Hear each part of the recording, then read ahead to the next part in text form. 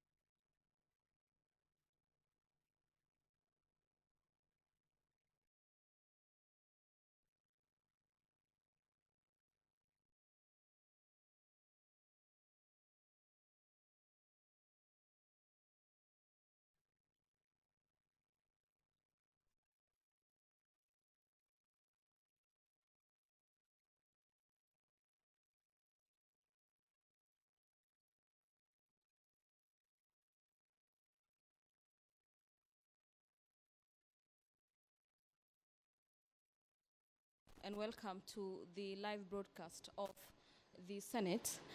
Today being the 21st of February, the year is 2023. A broadcast brought to you courtesy of the collaboration between the Kenya Broadcasting Corporation and the Parliamentary Broadcasting Unit. My name is Gladys Mongai, and I'll be taking you through the highlights in the order of business this afternoon. There is a couple of motions to be considered by senators this afternoon. The very first motion given priority in the order paper this afternoon is a motion by the Chairperson Standing Committee on Matters Finance and Budget.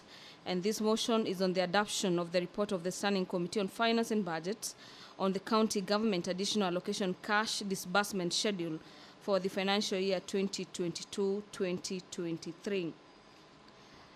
The other motion is a motion by Senator Gloria Oroba on the provision of free sanitary towels to end period poverty. And a look into the proposals in the motion is to ensure that there is creativity and matters of awareness to take advocacy measures on the reproductive health issues related to period poverty, ensure that all schools that don't have bathrooms that facilitate privacy, cleanliness, or proper disposal of hygiene products are properly equipped. The senator in the motion is seeking to include in the curriculum a dedicated lesson per week to teach girls on menstrual hygiene, as well as ensuring that sanitary towels will be obtainable timely, consistently, and in a way that respects the dignity of the concerned person. The Parliamentary Powers and Privileges Amendment Bill by Senator Danson Mungatana, Bill number 5 of the year 2022, is a bill at the second stage, and senators will be considering amendments to that particular bill. Another bill is the County Vocational Education and Training Bill, Bill number 3 of the year 2022 from the Senate by Senator Moses Kajwang.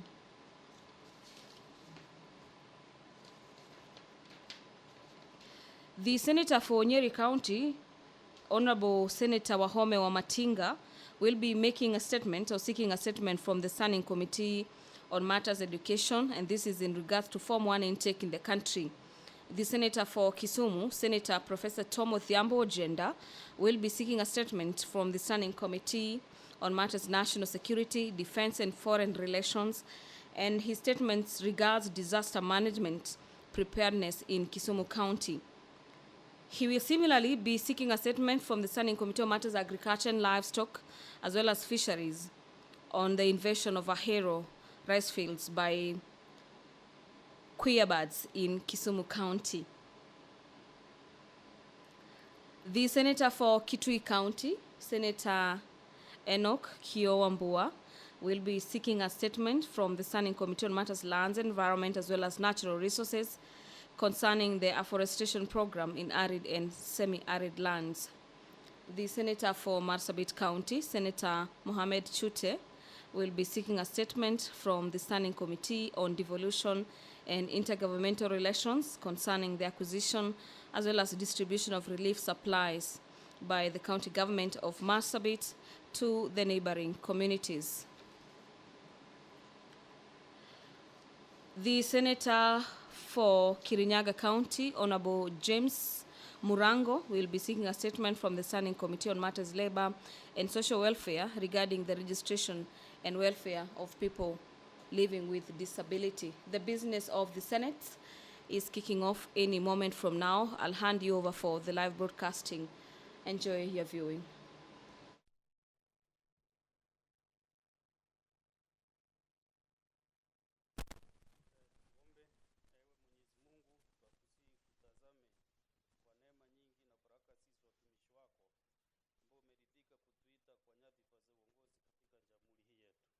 Tunakuomba utujalie tuyatende na kufikiria mambo yote yatakayofikishwa mbele yetu kwa njia ya haki na uaminifu, ili kustawisha amani, ufanisi wa heri ya nchi yetu na wale ambao adha zao umezikabidhi mikononi mwetu. Amina.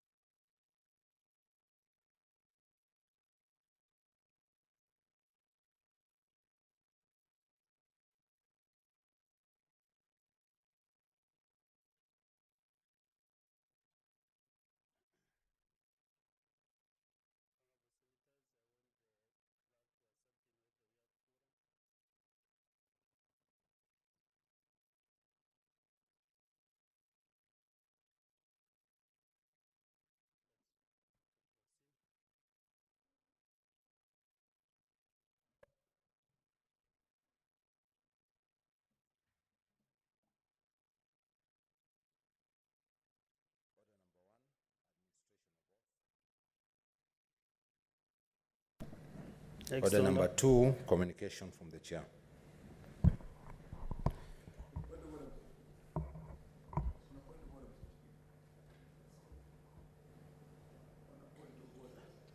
Yes, what is out of order?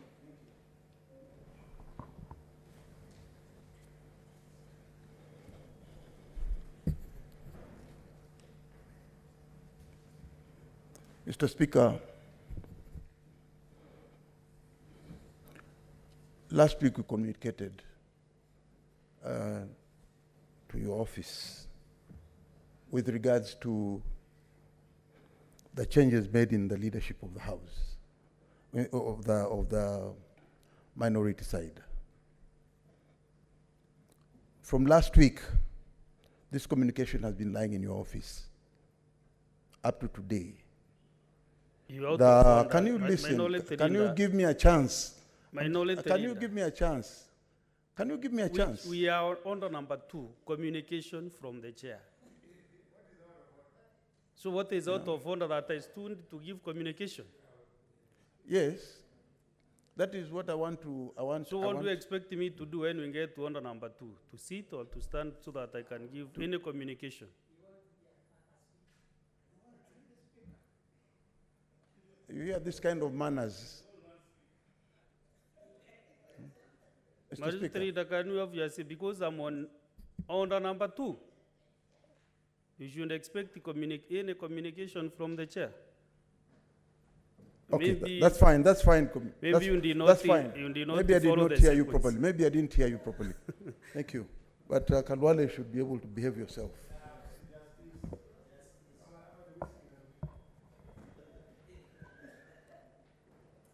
Can the senators kindly have your seats?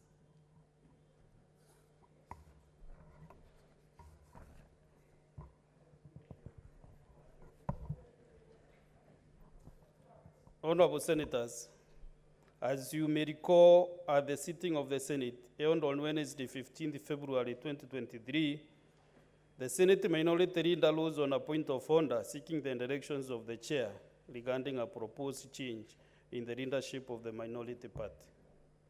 The Senate Minority Leader ascertained that he had communicated changes in the leadership of the minority side the previous day and was concerned that the changes had not been effected and communicated to the Senate. The Senate Minority Leader more or less demanded that the changes be communicated at that sitting, arranging that failure to do so portrayed boundary on the part of the speakership. I will request the senator to approach your seat. There is a bit long communication.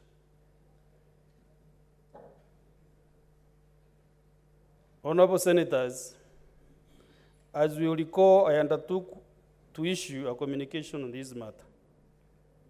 This morning at a meeting of the Senate Business Committee, I indicated to the committee that the communication was ready and was to be communicated today. However, this afternoon at 1:15 p.m., the Speaker of the Senate was served with an order from the Political Parties Disputes Tribunal in Political Parties Disputes Tribunal number PPDTC E003/2023 Fatuma Ndanduro and Jubilee Party of Kenya versus Azimio la Umoja One Kenya Coalition Party, in which the Speaker of the Senate is joined as a third interested party. The tribunal issued, among its others, the following order. And first, and I quote, that pending inter-parties hearing and termination of the application, interim orders of injunction are hereby issued, restraining the respondent and interested parties, either by themselves, their servants, agents, and or any other persons acting on their behest from implementing the communication and resolution by the respondents' parliamentary group meeting held on 14th February 2023, purporting to remove the first applicant and other members of Jubilee Party from the position of Senate Minority Whip and parliamentary committees and its attendant privileges, respectively. The matter is scheduled for mention before the tribunal on 20th February 2023 at 2:30 p.m. to confirm compliance and for further directions. Honorable Senators, as you are aware, Article 3.1 of the Constitution places an obligation on every person to respect, uphold, and defend the Constitution. Additionally, Article 10 of the Constitution includes as one of the national values and principles of governance the rule of law. Article 115.1, 159.1 of the Constitution further provides that judicial authority is derived from the people and vests in and shall be exercised by the courts and tribunals established by or under the Constitution. Honorable Senators, respect of the rule of law and judicial authority are fundamental tenets of our democratic system of governance, which we all, without exception, obligated to uphold. Accordingly, in the circumstances, I hereby defer the delivery of the communication on this matter pending the outcome of the proceedings that are before the political parties disputes tribunal or the vacation of the owners in political parties disputes tribunal number PPDTC/E003/2023 Fatuma Ndanduro and Jubilee Party of Kenya versus Azimio la Umoja One Party, One Kenya Coalition Party. I thank you.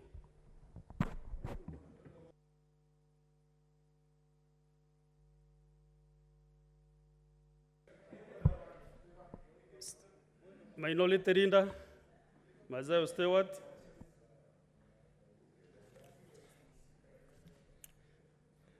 Mr. Speaker, we asked for the communication with regards to the minority side on the leadership changes.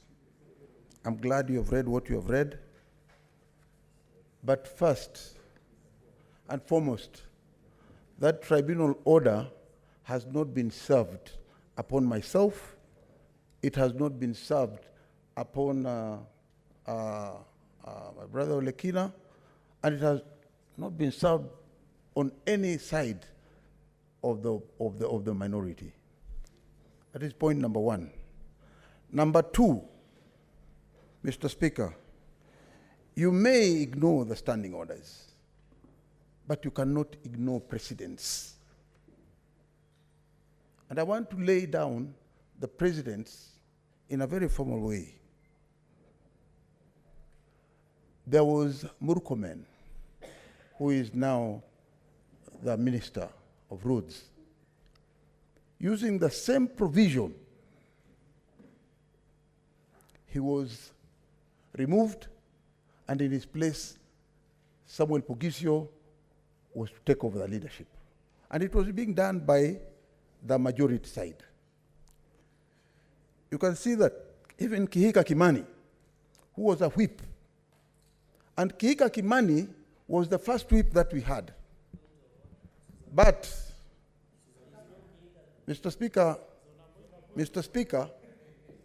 Kihika Kimani, under the same provision, Honorable Senators, under the same provision, the minority leader will be handling under the same absolute provision, silence. Kihika Kimani, and Kihika Kimani was, Susan Kihika Kimani, was removed from being a whip. And in her place, Kangata took over. The same provision was used to remove Kangata, and we put Wamatangi. And that was being done by the majority side. None of us commented on this side, because that was a party issue. Mr. Speaker, we find it strange that the same House, together with all these precedents that were used, have not been used now. Secondly, Mr. Speaker, I have not seen the order myself, but I can tell you one thing. I want to address you on this issue. That the dispute here is between Senator Fatuma Dulo and her party. It is not between Fatuma Dulo and the House. That is point number one. And I want you to hear me properly. Mr. Speaker, while I agree that the PPDP is the right avenue to go, but the PPDP has absolutely no power to serve and stop the proceedings or to stop the procedures of Parliament. That jurisdiction to serve Parliament, I have not seen it. This is the first time that we are accepting this kind of an order in this House.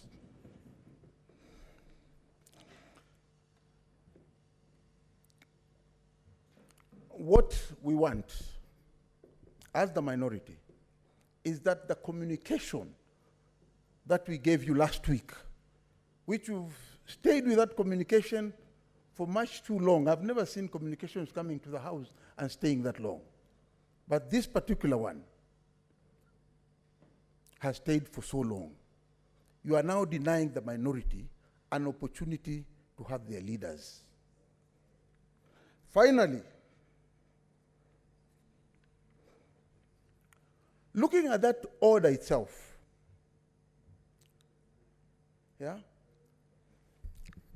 it has all the parties as she wanted to have them, but it has not included the deputy whip. So if you are to say that that order is correct, then the position of the deputy whip is not mentioned anywhere in that order. Go ahead and communicate. That order of the deputy minority whip is not covered.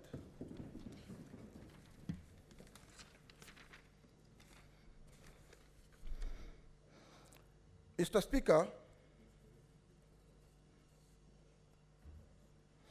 Speaker, we know there are three arms of government: the executive, the judiciary, and the legislature. These are arms of the government. And there's what you call separation of powers. Mr. Speaker, they speak about the executive, the judiciary, and the legislature. PPDP doesn't fall anywhere close to the government. It's a tribunal, and it cannot issue an order against Parliament.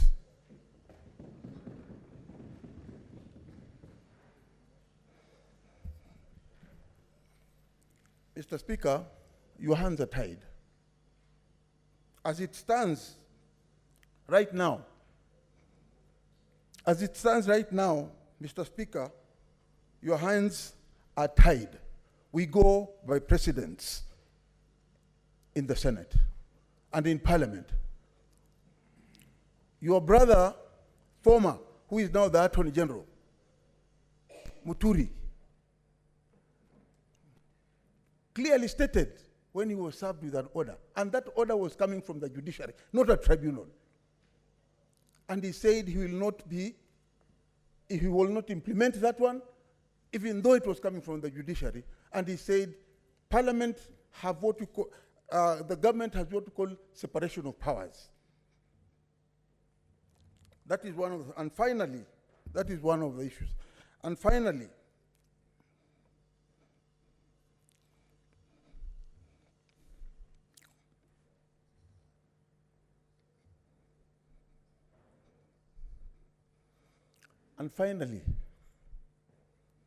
Mr. Speaker, you have not made your communication. You have gone ahead to communicate something else. You have gone ahead to pronounce yourself on the court order and not the communication that came to you before. Our communication came to you before. And there's this point of a delaying, I don't know what I can call it, but you have delayed that communication. You have allowed now to read to the House something that has come from PDP. So which communication should you have communicated first? Should you have communicated the communication that came from the minority side, or should you go ahead and now communicate on something that does not even affect you as a senator, as a Speaker of the Senate? That is one of the issues I want, and I want you now to address the issue of the Deputy Whip, Edwin Sifuna, who is not party to this, all this. Confirm him as my deputy so that this side does not stay without leadership. Thank you. I'm following a list here kindly. You have already placed your account, so just have your cool wait. I give you that opportunity. Majority Leader, Senator Chiruyo Talun. Mr. Speaker, we have gone full circle. This is a very interesting debate. And if I was to be honest, and I want to be as candid as I can be, I'm a bit confused on this topic. I have defended both sides of this debate. I have been on the side of Parliament cannot be injuncted. And I used to shout so loudly, seated where Senator Kinyua is, for many years. Because that's a vogue word. That's the thing that I heard when I first came to this house.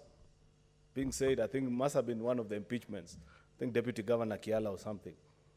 And we said Parliament cannot be injuncted. So we enjoyed for many times, every time there were court orders that were brought before the speakers, and we took a very firm position. Until one bright, sunny morning, when President Uhuru decided to remove our colleagues, Senator Susan Kihika and Senator Onesmus Kipchumba Murkomen. We rushed to court, secured the orders, brought them before the Speaker. Then we were quickly reminded, Parliament cannot be injuncted. So here we are, a practice that we had established so strongly, that we used to be defenders of, despite having a valid court order presented to Speaker Lusaka.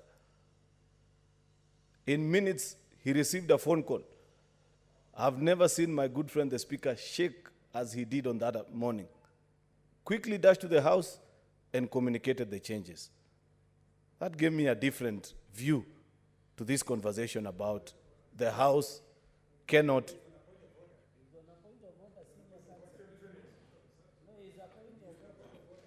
Why don't you keep your calm, my good friend, so that we don't Senators, drag. I will request you to restrain close Yeah. purposes. If in fact, I intend to be very brief, Mr. Speaker. And I'm happy actually today I want us to debate like honorable senators. Yeah. Hammer your points properly and sit down. Thank you, Another sir. senator will That's come what I there intend to do. and take over. I'm sure he will have his opportunity to say his what he thinks about this particular topic. If you can restrain Senator Sifuna, Mr. Speaker, because you know he stands straight next to Majority me. Leader, proceed and conclude. Yeah. Anyway, Mr. Speaker, so today we are here. There's a court order, but there's something different because I've taken time to look at the court order.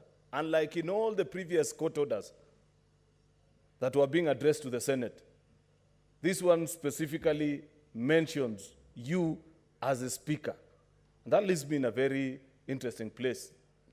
It's not in my place to advise you. It is you to make your decision because you're the speaker. But I'm not sure whether you want to proceed and defy a court order that is directly mentioning you as a speaker and not the institution of the Senate as has been previously. Because the order that you were carrying then was to the Senate, but not directly to the speaker. And that's the leeway. That's the leeway that Speaker then used and said, in any case, it's not me as in person that have been mentioned.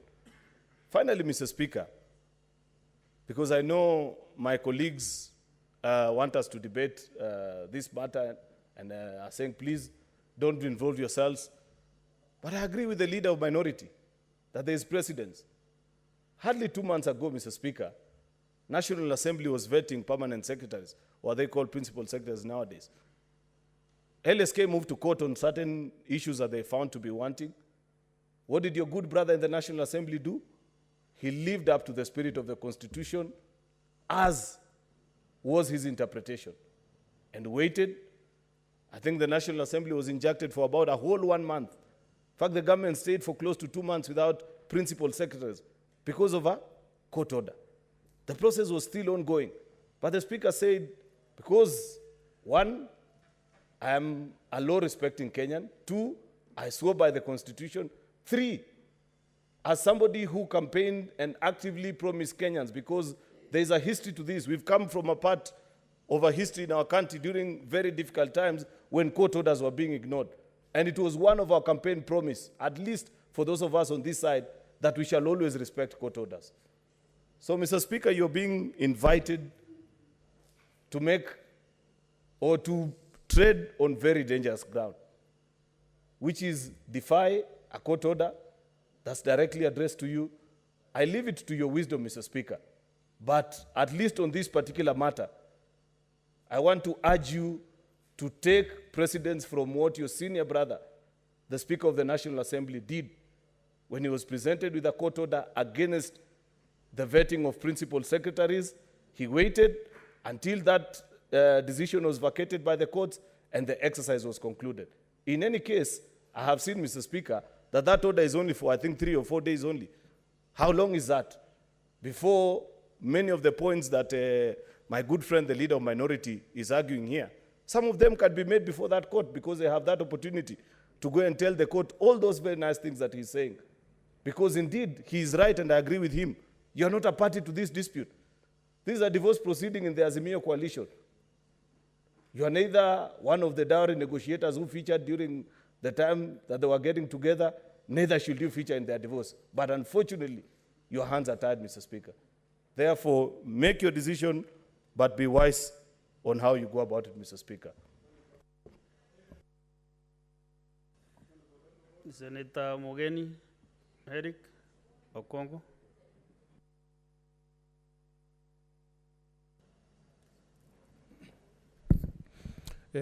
Thank you, Mr. Speaker. First, Mr. Speaker, I was trying to raise on a point of order. Because, the Honorable Senator, also the majority leader, was on a point of order. because, All these are prosecuting point of orders. Yeah, because, Mr. Speaker, the point I wanted to raise is that as a House, we are making reference to a court order, which on this side we have not had sight of. But it seems the majority side have a court order. They even know how it's worded. But I wanted to request, Mr. Speaker, that so that there is a fairness in the debate of this matter. If the court order was applied to the majority side, fairness demands, Mr. Speaker, that we should also we have been given a copy. Senator Kalwale, the issue I'm raising, it touches on both sides. We need to see a court order because, let me tell you, we have all lived in this country. There are some grounds which are so dangerous to take this country to. For example, Speaker, you may be thinking that that ruling you are reading today is toward the minority side. But me, I'm looking at the big picture. We have sat here, Mr. Speaker, as senators, performing a critical duty of impeaching governors. And we have been served with court orders, Senator Kalwale, before.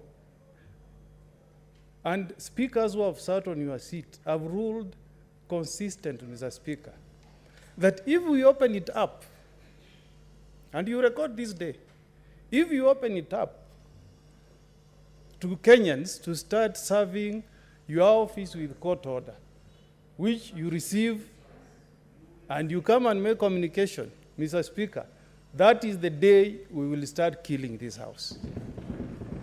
That is the day we will start killing this house. Mr. Speaker, your office does not serve the interests of just one day. Your office should serve posterity. Posterity. Mr. Speaker, if you read our standing orders, and I'm saying this with a very heavy heart, because we are elected leaders from 47 counties with special interest senators here, Mr. Speaker. The moment we say changing leadership is a very small matter. As I speak here, Mr. Speaker, I came here to debate a serious issue that transpired yesterday before SIPAC, where Kenya Revenue Authority is levying distress on my county of Nyamira for non-payment of pay for salaries for the month of December, January.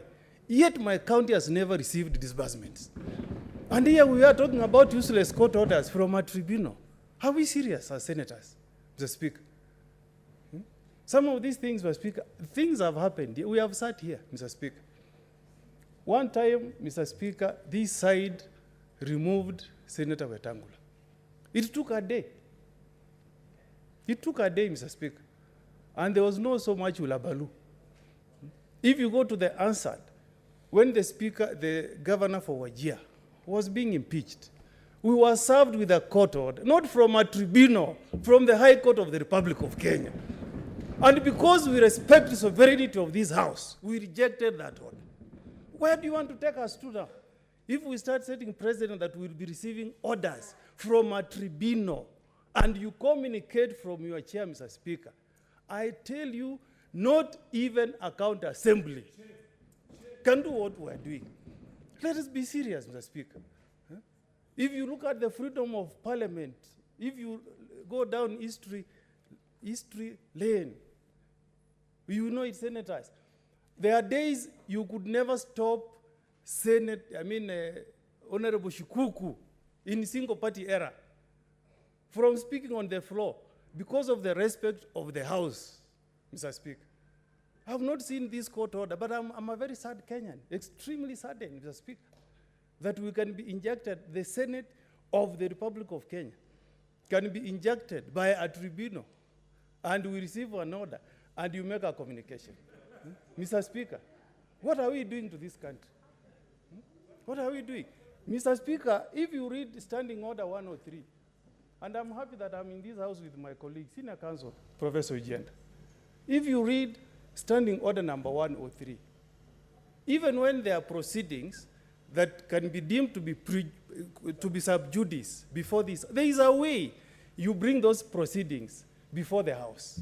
Now you are talking about proceedings which have not been tabled before this House, and we are debating a matter we don't know. Me, I've never known, I've not seen these proceedings. I don't know who has filed them, against who, but here we are debating. Mr. Speaker, you should have procedurally asked the person who is affected by those orders, in line with Standing Order number 103, to bring that, the proceedings, the pleadings, table them before the House, Mr. Speaker, and then we debate to determine whether what we are about to debate is sub judice, Mr. Speaker. And I want to say I respect courts, Mr. Speaker. I've been a lawyer for Senator Cheragay here when he was being shunned by everybody from the majority side. I was the only one representing him in court at 4 o'clock. I went defending Senator here, Lelegwe. I'm a respected man in his county, Mr. Speaker. So when I'm standing here, Mr. Speaker, I'm standing here in defense of this House and in defense of rule of law. And I will say the same even if it was happening on the other side, because I know the critical role that this House plays. If tomorrow the governor for Nyamira is summoned and he comes and serves us with an injunction, then what will be my work as Senator for Nyamira? Mr. Speaker, I plead with you, Mr. Speaker, to reconsider what you are about to do. Please, for the sake of this country and for the sake of this House.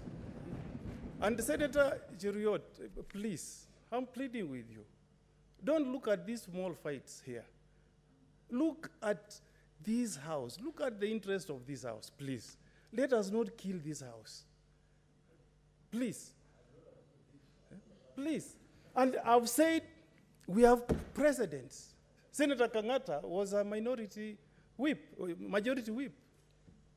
You sat, you passed resolutions. The Speaker, who was not even a lawyer, I'm happy the Speaker, the substantive Speaker is a lawyer. Members of Law Society of Kenya are looking at him. I was once serving as chair of Law Society of Kenya when the late Chief Justice of this Republic, Gisheru, saw the late President Kibaki at night. And we told him, these things will come back to haunt you. When Kenyans enacted the new constitution 2010, read it. a proviso was put in that constitution barring that Chief Justice not to serve under the new constitution. So you must protect your office. You must protect the reputation of the office of the Speaker for posterity. So, Mr. Speaker, please, if there is any court order, if there are any pleadings, bring them to the House, table them here, we debate and make a decision. We are a senior house, the upper house. Senators, I rest my case. Thank you. Senator Mboni Karwale.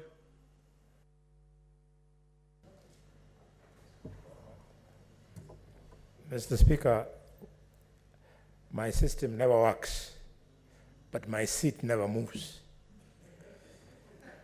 Thank you for this chance. And Mr. Speaker, I rise to agree with the leader of the minority. I rise to agree with the remarks by Senator Omugeni. And I am reflecting on the remarks by the leader of the majority. Honorable Senators, ladies and gentlemen, we have to be extremely careful. The doctrine of separation of powers in India has been followed by the Separations of Powers Act of India. And because this area is not very clear, we've left the country to where we are now. You were not elected to come here and be wasting taxpayers' money discussing little things as to who sits on which committee and representing which side of the House. We were elected to come here to do oversight, Mr. Speaker, discuss the budget, Mr. Speaker, represent our people. I want to appeal to the Chief Administrator of Justice in this country, Justice Mother Kaume, to make sure that these kind of things are discharged expeditiously. You are not to blame. You have court orders against you. And what kind of speaker would you be, Mr. Speaker, to be the one who is known to be defying courts? You can't. So if the court, and Omugeni, you know, a tribunal, when they speak, they have the power of a court. If he defies the tribunal, he has no respect for the lower court, for the high court, court of appeal, even the Supreme Court. So let us be angry, but allow the Speaker to do what he's doing. He's been served. That's it. You observe the rule of law, and if, Honorable Leader of the Minority, your attention, if you must quote precedents in this House, do us a favor. You have quoted the president of Murkomen, Senator Susan Kihiga, and Kangata. If you must quote, don't quote presidents that were occasioned to this country by the infamous government of the handshake. The president you can quote in this House, Leader of the Minority, is the president that took place in the lower house, where the same courts, the way they have done, they stopped the voting or the vetting of principal secretaries. And the president stopped, the speaker stopped, a ruling was made, and the matter was unlocked. So we want to invite our speaker to use the president by Senator Wetangula, who is the current Speaker of the National Assembly, allow this matter to go the due process, and then come to us and rule and lead us. We are with you. You are with us. You are for us. We are for you, for the country. Don't come here and play games. Let this thing end quickly through the due process being respected, instead of coming here, taking us around, walking out of the House and coming to Kakamega and singing to women over the weekend. Mr. Speaker, let us finish it here. You, Mr. Speaker, Mr. Speaker, don't be intimidated by me. Don't be intimidated by the leader of the minority. Walk the narrow path, rule of law. There is a court order against you ruling this thing. Wait, when it is discharged, do your work. Mr. Speaker, I urge you not to listen to the standing order from the leader of the minority. Senator Sifuna Edwin. If honorable senators, if you have placed your hand in intervention, actually even I'm picking even from the requests, kindly hold on. Thank you, Mr. Speaker. You know, last week I was getting hot and bothered about this matter. But now that I know exactly what's going on, I'm just laughing, Mr. Speaker. I've discovered that they are just basic political games. I would use the word cheap, but people will jump out of their seats. Mr. Speaker, last week somebody told me that, you know, when I was elected, I came to this house thinking I'm coming to legislate, to oversight, and to do what? And to represent my people of Nairobi, Mr. Speaker. Somebody added another thing here last week, that I have also come here as a student to learn. So I will also take this opportunity to teach what it is that I know, and that is the law, Mr. Speaker. First, I am very happy. Honorable Senator Nairobi, you remember I reminded you in the morning that the senator for my kids. So teach them also how to represent. Yes, I am hoping, Mr. Speaker, that your children are Nairobi. watching, because I will be saying a few things, and I hope that I can inspire them to be future senators of Nairobi. Mr. Speaker, first of all, I'm very happy that we have come to this juncture. I was imploring you last week that you need to get this matter out of your office so that we can pursue the dispute between us and one of our members in the proper forum. I want to agree with Senator Dulo and the action that she has taken, that in fact the proper forum for resolution of disputes between political parties and their members, or political parties and political parties within a coalition, is a political parties disputes tribunal. We have been vindicated as a minority because we were telling the House last week that in fact the Speaker has no role whatsoever in the dispute amongst the minority party.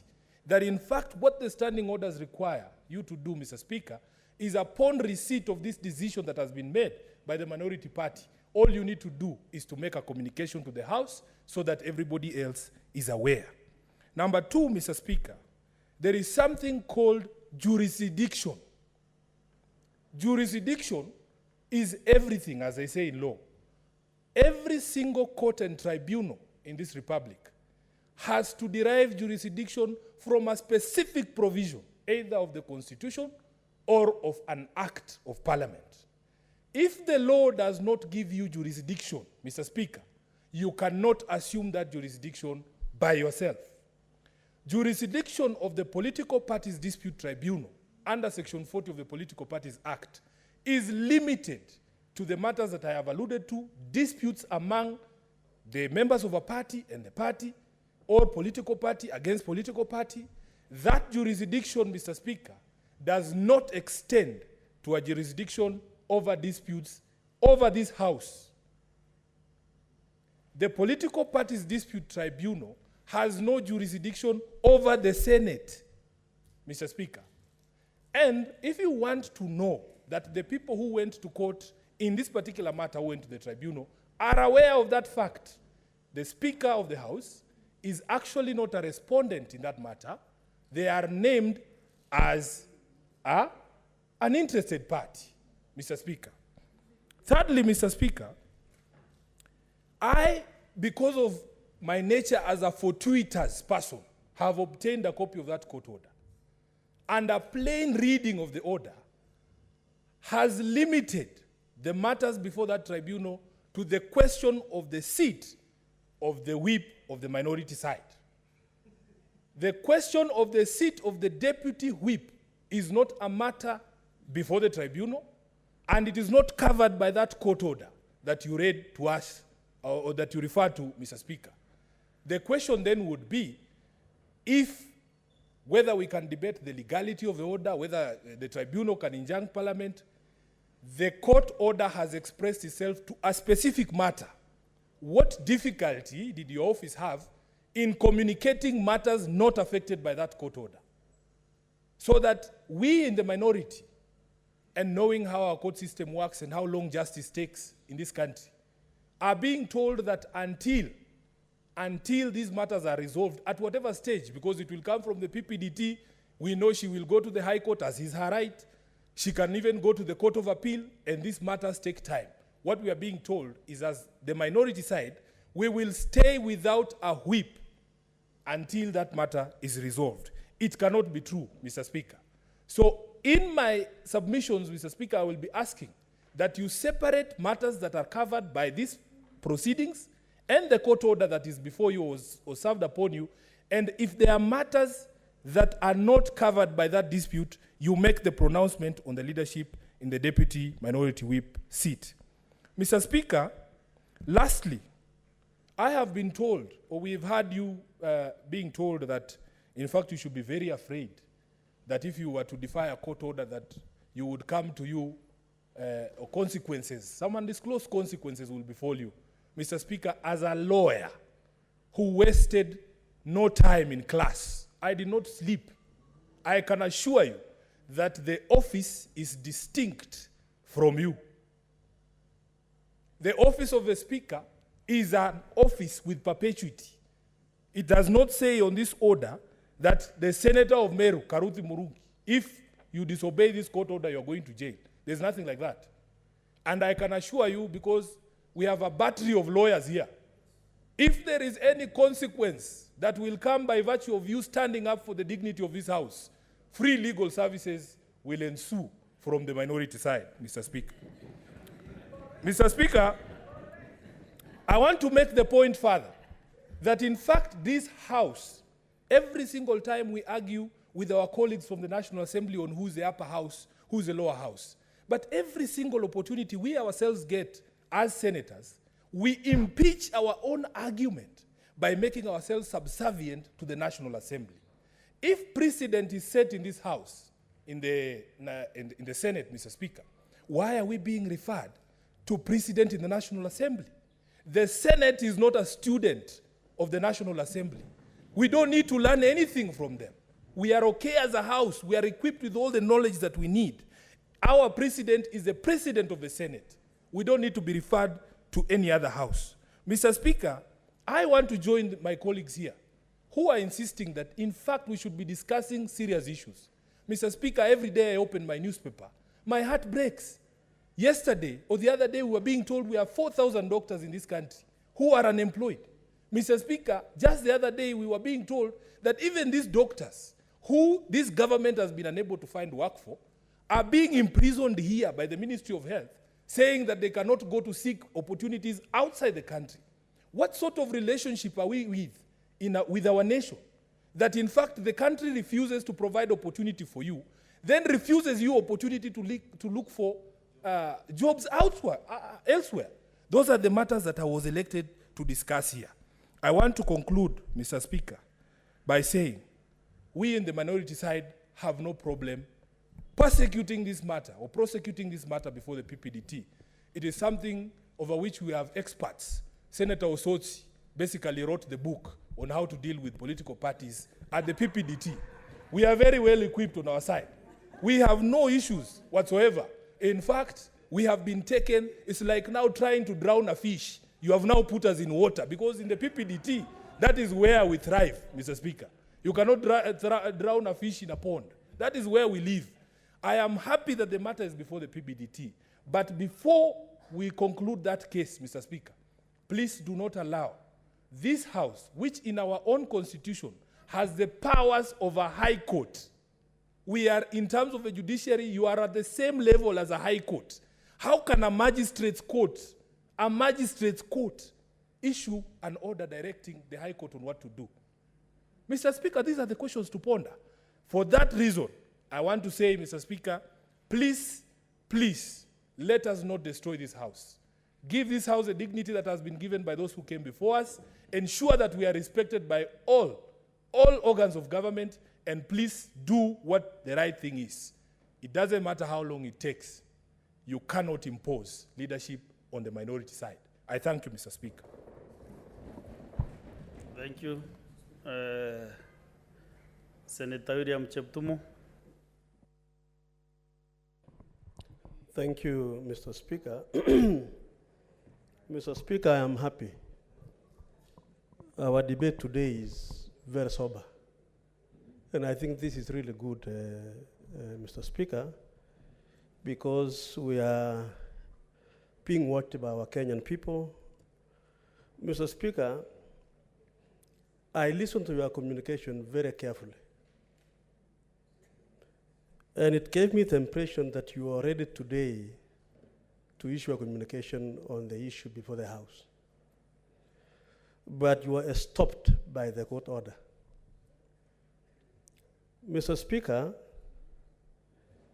listening to the submissions by colleagues here, I would like to refer this House to Article 2 of the Constitution.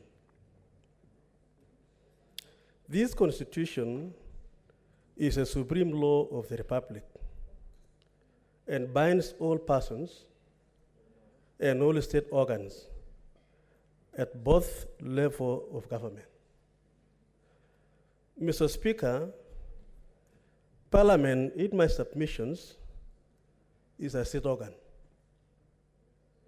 one of the state organs, and therefore it is bound by this Constitution. Mr. Speaker, I want to refer members again to Article 159 of the Constitution on judicial authority. The judicial authority is derived from the people invested and shall be exercised by the courts.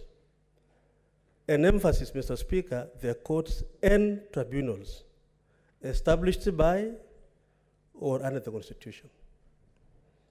Sub-Article 2 of the same article says, in exercising judicial authority, the courts and the tribunal shall be guided by the following principles. Justice shall be done to all irrespective of status. Mr. Speaker, sir, I wish to submit that the framers of the Constitution, Mr. Speaker, and by that time I was serving as the Deputy Minister of Justice by this 2010.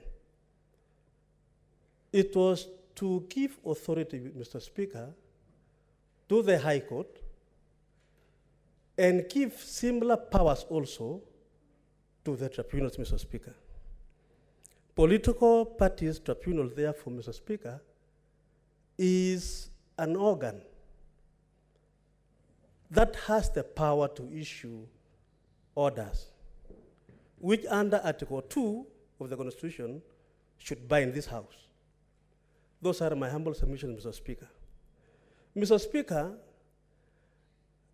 the members from the other side are saying that this ought not to have happened. But, Mr. Speaker, the decision they have made as a coalition is affecting political rights of a member of this House.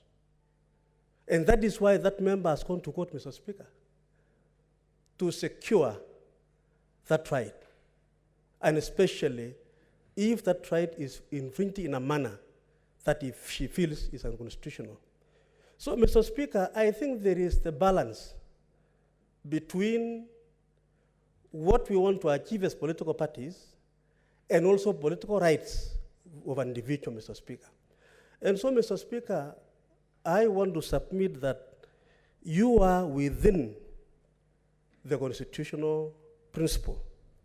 Mr. Speaker, members have spoken about what happened in the lower house when the PSS, Mr. Speaker, could not be vetted. I want to add another situation again which arose, Mr. Speaker. Until last week, the chief administrative secretary, Mr. Speaker, that process was also stopped. There's another second chance I can talk about this. And Mr. Speaker, that was, of course, against the executive. So, Mr. Speaker, I think this constitution cannot be applied selectively. It should be applied fairly, constitutionally, if it's protecting the interests of a member. And so, Mr. Speaker, I want to agree, I was listening to Senior Counsel Mogeni when he was making his submissions. And he was able to plead with you that don't demean the status of the House. I think, Mr. Speaker, there is nothing more and worse than for the Speaker of this House to disobey court orders from an institution that has the power to issue a court order that can stop us. Mr. Speaker, I think it is important that we allow this process to proceed so that, Mr. Speaker, once they go back to the tribunal, do their matters, as Kalwale said, we have only about 2 or 3 days, Mr. Speaker, and we'll be back. So, Mr. Speaker, I want to be in this House and to be part and parcel of a House that is obeying court orders, fulfilling the spirit of Article 2 of our Constitution. Mr. Speaker, nobody from the other side or this side should never and ever make you feel that you did the wrong thing today in stopping issuing the communication that you are actually prepared to do. And Mr. Speaker, in any event, Standing Order 23, which you have been arguing about it the other day, does not give a specific time frame within which you are supposed to communicate the decision after receiving a letter from the other side. So again, from the Standing Order's position, you are within the law. Again, from the perspective of the Constitution, Mr. Speaker, you are within the law. Mr. Speaker, I submit that your communication should be respected by all of us and by this House. Thank you. Senator Olekina Ledamo.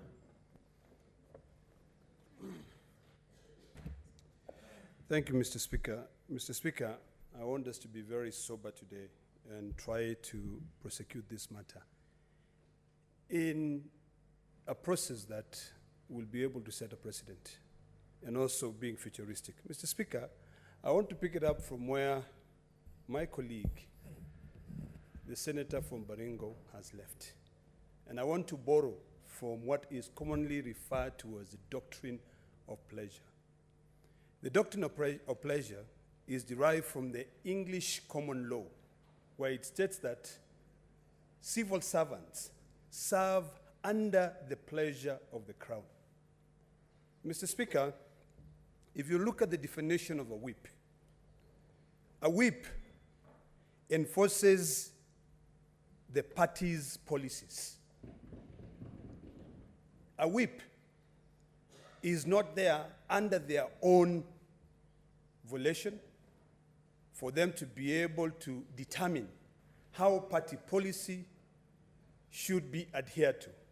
Mr. Speaker, when a whip does not rally fellow legislators to be able to vote on matters according to the party policy, that whip may lose that whip. In fact, in other jurisdictions, they are even expelled from political parties. Mr. Speaker, I believe that this is what informed the drafters of our standing orders. When they drafted Standing Order number 23, Mr. Speaker, and I want to tell you, Mr. Speaker, that your hands are completely tied, because a speaker is not a prefect of political parties. Mr. Speaker, the standing order is very clear. It's written in simple English. It says, upon a decision being made by the majority party or coalition under the standing order, the decision of the party or coalition shall be communicated to the speaker in writing, together with the minutes of the meetings at which the decision was made. Hypothetically, Mr. Speaker, if this Senate is to welcome or entertain injunctions by a tribunal, which tribunal does not set the agenda or the policy of a political party, what exactly are we saying? Are we saying that tribunals are going to define what the Azimio la Umoja One Kenya Coalition policy and procedures and constitution shall be, then what form of government or country are we going to be living in? Mr. Speaker, I want to refer back to the doctrine of pleasure. As a whip, I serve under the pleasure of my party. This cannot be applied with the same logic as to the doctrine of pleasure when it comes to now civil servants in this country post the 2010 coalition. In fact, Mr. Speaker, what I want to say is that any moment leadership is changed, just so that you know you serve under the pleasure of your political party. When the leadership is changed, you lose everything. You lose your staff go home, you lose all the privileges because you've gone against your party policies. Mr. Speaker, loyalty to parties is not something which I should be lecturing this House on, because this House already has precedents. Anytime a member disobeys the party, they're removed. I think, Mr. Speaker, what we should be doing is we should be debating on very important issues. Today, Kenyans were rioting, were demonstrating outside because of how difficult it is now to live in this country. Eric Omondi was tear-gassed outside here. Kenyans are demonstrating everywhere, saying it is becoming unbearable to live in this country. We are paid by taxpayers. I don't want to wade into the debate of who is a shareholder of this country and who is not. But the truth of the matter is, there are very important things that are now being set in abeyance until we can be able to resolve this matter of leadership. So, Mr. Speaker, I'd like to beseech you not to allow party politics to determine the agenda of this House. Because I can assure you that until the party is respected, and when I say, Mr. Speaker, I can assure you, I speak with authority, I speak out of experience, because this thing has happened to me. Senator Ledam Olekina is standing here. Mr. Speaker, in the last parliament, I was elected by my colleagues as the chair of PAC. But my party decided that I was not the right person to serve as chair of PAC. That is when I started researching on the doctrine of pleasure. I went to court, I got orders, but Parliament made it difficult even for me because Parliament did not want to come in anywhere. And when I say Parliament, I mean the Secretariat in Parliament. I was trying to convene meetings. I could not be able to convene a meeting because my party said I was not going to serve as the chair of that committee. Mr. Speaker, when I saw that is happening, I said, hey, can you take the dictionary and define loyalty? When I did, I went back and I pleaded with my party leader to forgive me for having crossed the line. So, Mr. Speaker, when I stand here and I speak with authority on that subject. Please, you should not be invited to prefects political parties. Mr. Speaker, when we go to our PG, the things that we discuss in that PG do not touch on anything to do with the Senate. Laws. The first thing, which is always precedent, is how are we together as brothers? Do we still believe? Do we still subscribe to the same school of thoughts? So, Mr. Speaker, to end, I want to remind you that a whip is an enforcer of a political party, policies and procedures. A whip loses the whip when they disobey or they act against the political party that that person is serving under the pleasure of that political party. Finally, Mr. Speaker, I've heard my good brother, Senator Cheptumo, alluding to natural justice, talking about, I think I dropped it down here, talking about the right of that politician. Mr. Speaker, I want to submit to my brother that, through the chair, that when it comes to political parties, you have no right. The right is defined by your constitution, which you signed. It is not even the Kenyan constitution. It is the constitution of that political party. Loyalty to the party. And I can tell you, you will learn. If you don't know that, loyalty to the party is the #1 principle when it comes to the doctrine of pleasure. So, Mr. Speaker, I want to beseech you, so that we can now discuss matters which are important to this nation. Please follow the standing orders. Standing order number 23, your hands are completely tied. And I'm sure the Secretariat can advise as much. Your hands are tied, issue the communication, leave matters of political parties to be dealt by politicians outside this House. I thank you, Mr. Speaker. Honorable Senators, I want to give another round of few, maybe 2 from each side, and this time observe 3 minutes. We're almost to the second hour. So I want to, now we give Senator Chalgei Samson.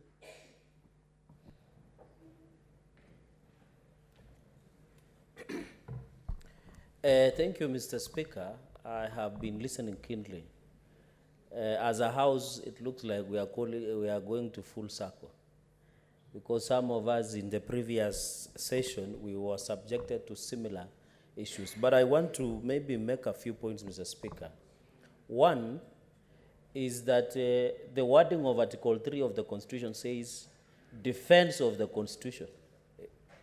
You have an obligation as the House of the Speaker and as a person to defend the Constitution.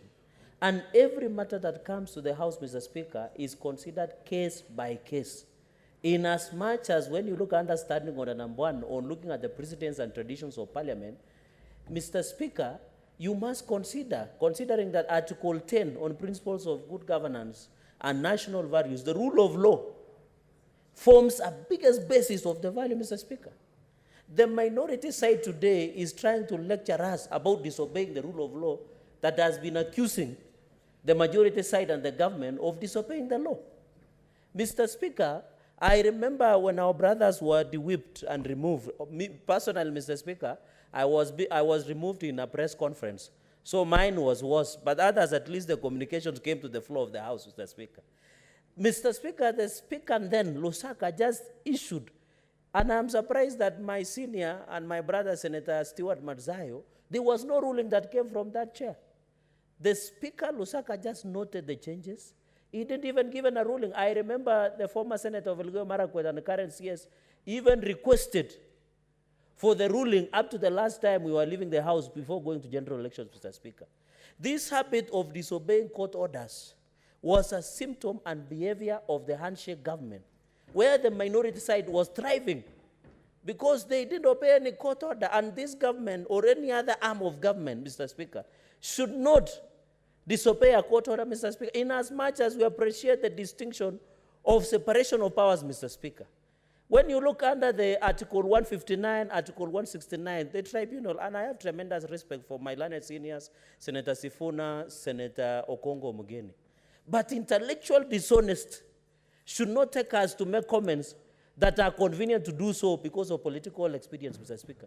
When you look under Section 40 and 41, when this thing goes to PPDP, and Senator Sifuna say that is their field where they thrive, the 3 months are provided on how these disputes can be done.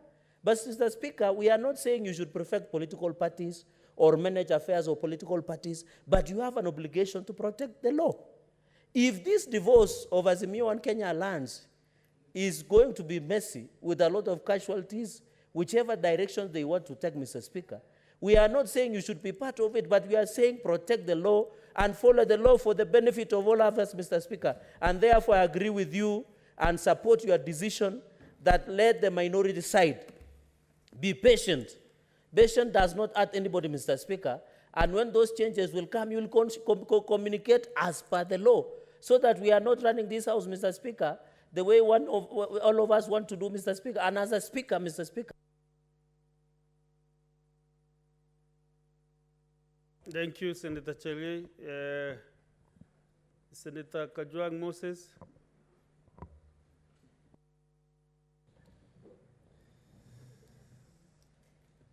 You have 3 minutes carefully. Mr. Speaker, this is not a legal matter.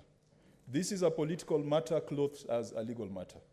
And we are behaving not unlike many county assemblies, which in the last 10 years has built a strong precedent in removal of speakers, deputy speakers, and leaders of the houses. Mr. Speaker, I've seen this. Homa Bay County Assembly, in the last term, changed speakers 4 times, leaders of majority and minority almost 5 times.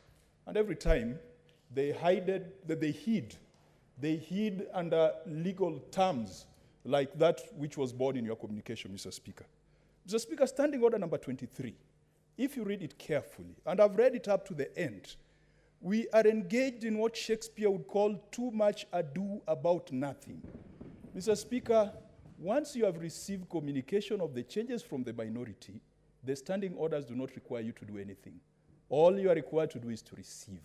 And I've read that Standing Order number 23, and I heard the chair legal saying that there's an element of communication. It is not there. There's no communication.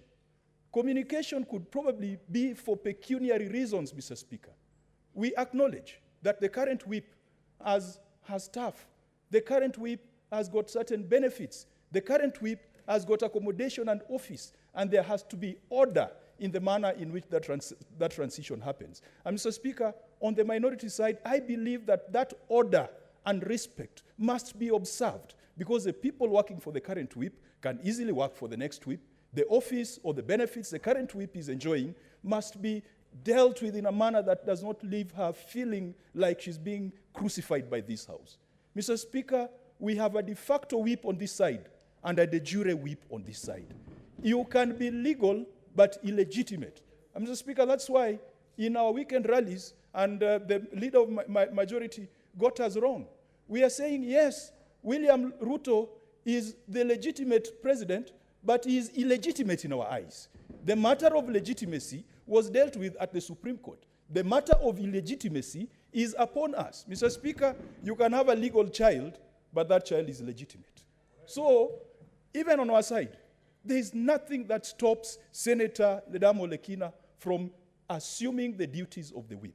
All we need from Mr. Speaker is your communication or the communication of the clerk to ensure that there's a proper and orderly handing over. And I want to urge the new office bearers that those staff you're going to find in those offices, treat them well. Finally, Mr. Speaker, we are watering down this Senate. This is our second session. We have not processed any single private member's bill. My bill is on the order paper. Release us so that we can start discussing issues. And Mr. Speaker, if you observed, the president went for the induction of the National Assembly.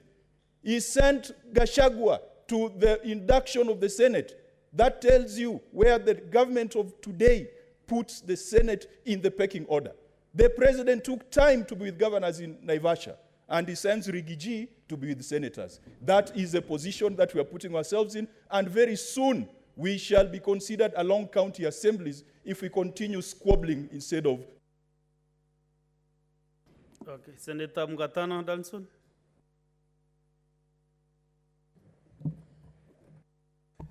I want to thank you, Mr. Speaker, for giving me the opportunity to share my thoughts on this matter. Mr. Speaker, I am very, very worried that we as a Senate seem to be plowing back our powers, surrendering them to the judiciary, Mr. Speaker. We have fought a long way, and history can bear us, as parliaments, even in the history of the development of parliament, Mr. Speaker. The king in France used to say, l'État c'est moi, I am the state. He used to be the personification of both parliament, of both the judiciary and the executive. When the philosophers came and provided for separation of power, Mr. Speaker, the parliamentarians continue to struggle to get their space. So, Mr. Speaker, I want us as a House to stand very firmly and protect our space, not just as a Senate, but even on behalf of the other side. Mr. Speaker, I am reading Section 117 of the Constitution that gives us an expanded power of debate within this House, Mr. Speaker.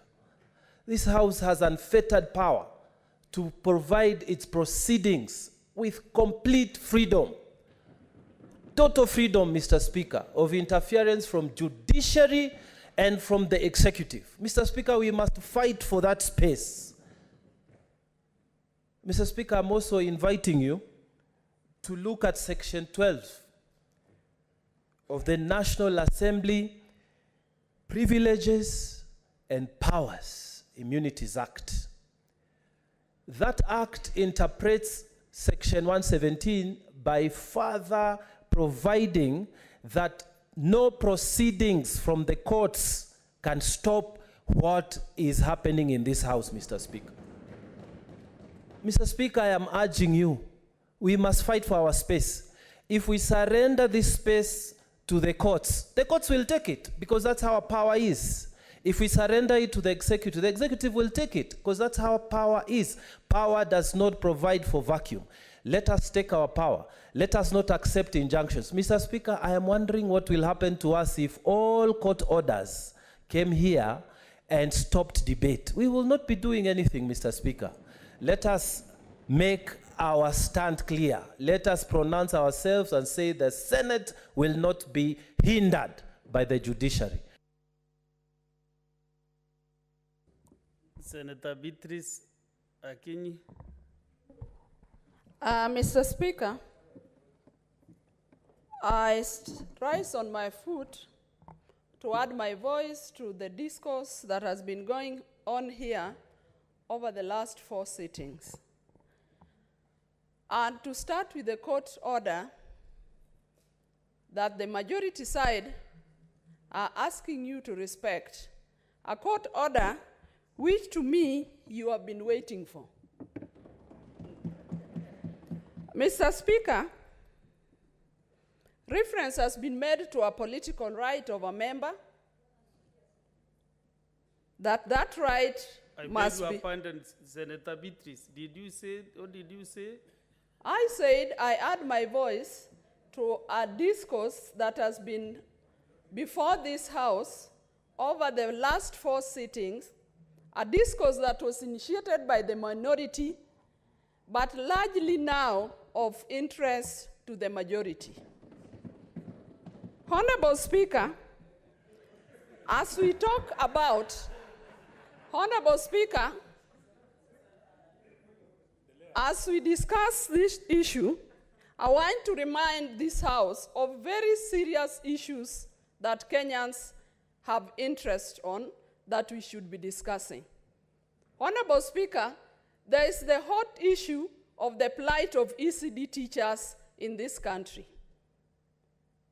This House should be taking this all afternoon and all this time we've been using to discuss the political issue on how to solve the challenge of the ECD teachers that have a struggle with our governors and the Salaries and Remuneration Commission. Honorable Speaker, Kenyans are struggling with a number of issues. Counties have not gotten their money. Some of the counties, I was in some conversation where some counties got their disbursement. The last of it was in October. That, to me, should be a very important issue that should be discussed by this Senate. If I don't mention the issue of drought, we see forest burning. Of concern is grade 6 in secondary school, while grade 8 is in primary, and there are no teachers teaching grade 6 in the secondary schools. What I'm saying, Honorable Speaker, is that as we struggle with the issues of political parties, and as we struggle trying to get a member to have their political right the way they want, I want to remind you, Honorable Speaker, that that same member is recorded here having said that the minority side should take their leadership. So, Honorable Speaker, what... Thank you. Time is over. Thank you, Senator Nerito John Kinyua.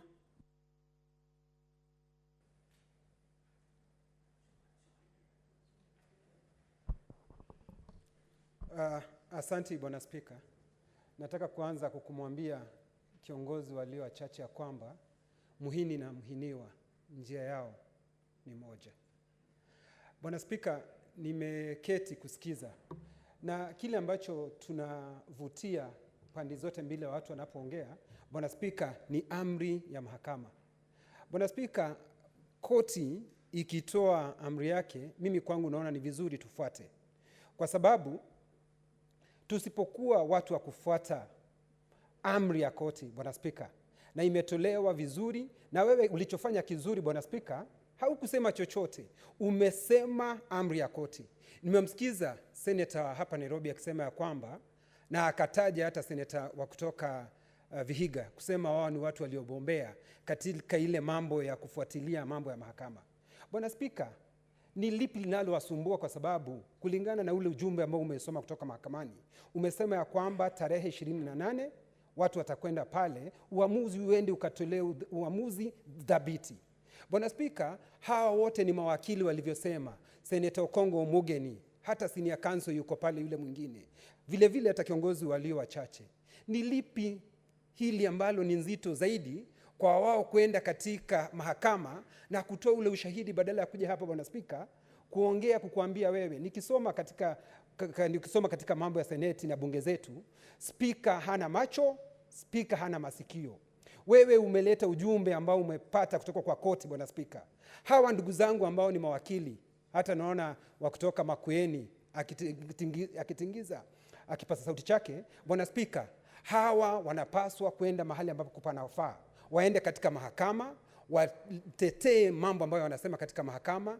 Basi Bwana Spika, huo ujumbe utaletewa wewe kama vile ulivyoletwa hapa, na wewe utausoma. Ikiwa utakuwa unasema ya kwamba vile wanavyotaka kiranja wao aweze kuweko yule anamtaka, Bwana Spika, wewe hauna budi kufanya vile. Lakini kwa sababu sisi katika nchi yetu ya Kenya, ni jambo la kuudhi sana Bwana Spika, ikiwa sisi tutakuwa ni watu ambao tufuati vile amri za mahakama. Bwana Spika, nimeketi katika jumba hili muda wa muhula uliopita Bwana Spika, nikasikia Orengo akiwa ameketi hapa akasema mahakama ndiyo suluhu nikiwa nimetendewa jambo. Bwana Spika, ikiwa wewe utakuwa haufuati vile ambavyo koti zetu zinavyosema, Bwana Spika, sisi hatuna budi. Sheria tunazoketi hapa kuzitengeneza Bwana Spika, sheria zile zinapaswa zipelekwe katika koti zetu ndio wale waanze kufanya uamuzi. Bwana Spika, itakuwa ni jambo la kuvunja moyo sana, ni jambo lisilo na manufaa ikiwa sisi tutakaa hapa tutunge sheria. Baada ya kuzitunga sheria, alafu koti zile ambazo tunataka kupatia mamlaka ya kufanya kazi zake, tunasema sisi hatuzitambui, hatuziheshimu. Bwana Spika, tutakuwa tunafanya jambo lisilo la manufaa, na sisi kama wabunge tunapaswa tuwe tunasema mambo na tunaamini mambo ambayo tunayosema Bwana Spika. Kwa hivyo Bwana Spika, mimi nakusihi Bwana Spika ya kwamba ikiwa koti imesema ya Kuna ombi limefika hapa kwa dharura, lazima nipeane kwa Senator Asike Kristo.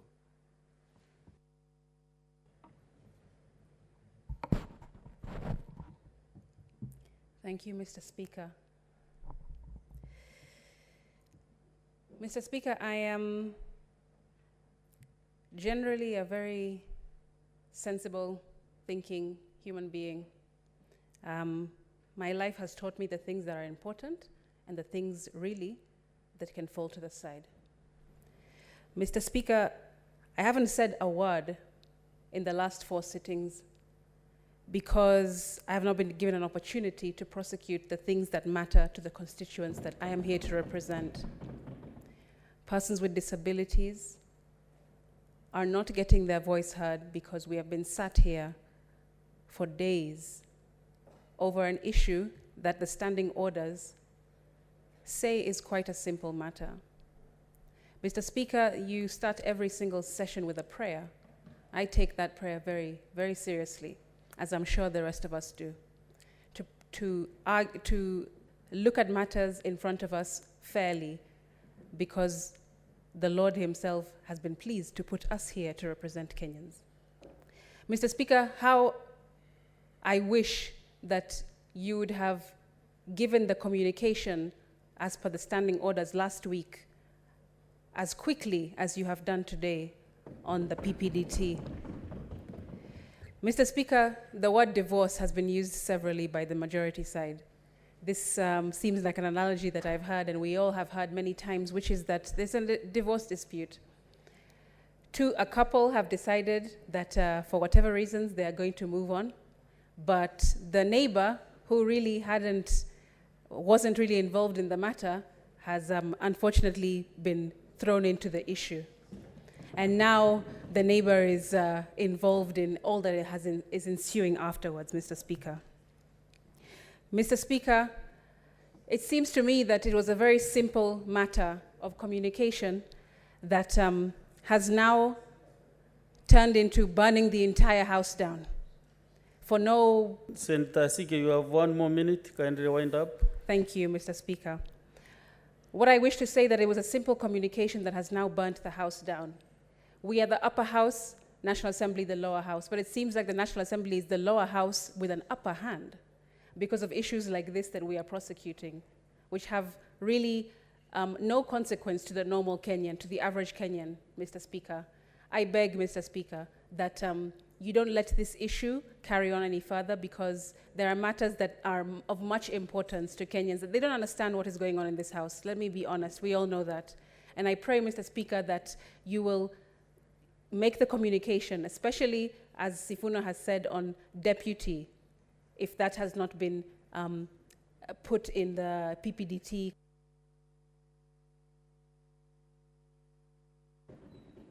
So, Honorable Senators, we have ventilated enough on this matter for almost 1.5 hours. I'll give you 1.5 minutes.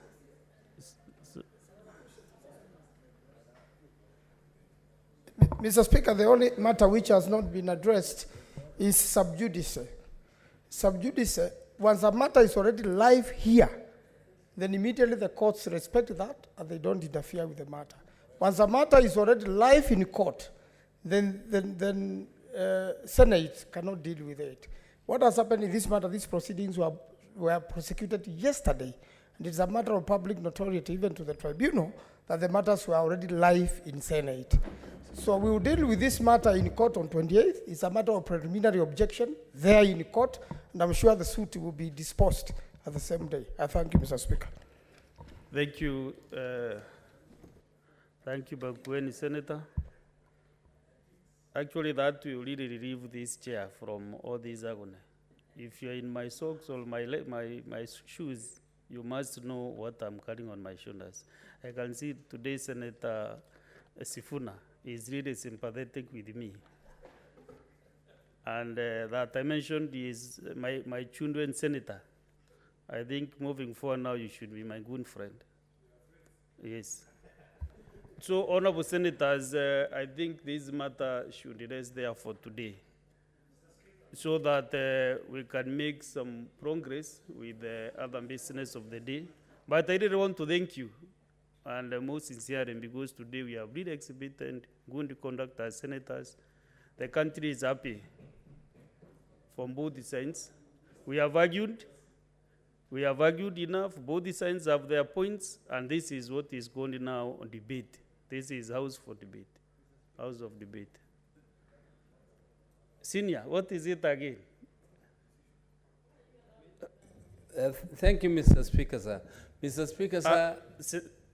Senator Kadrimuma, are you trying to compete with the elder? That you are complaining, you have given him a minute. The cons of the elders will curse you, so just keep quiet.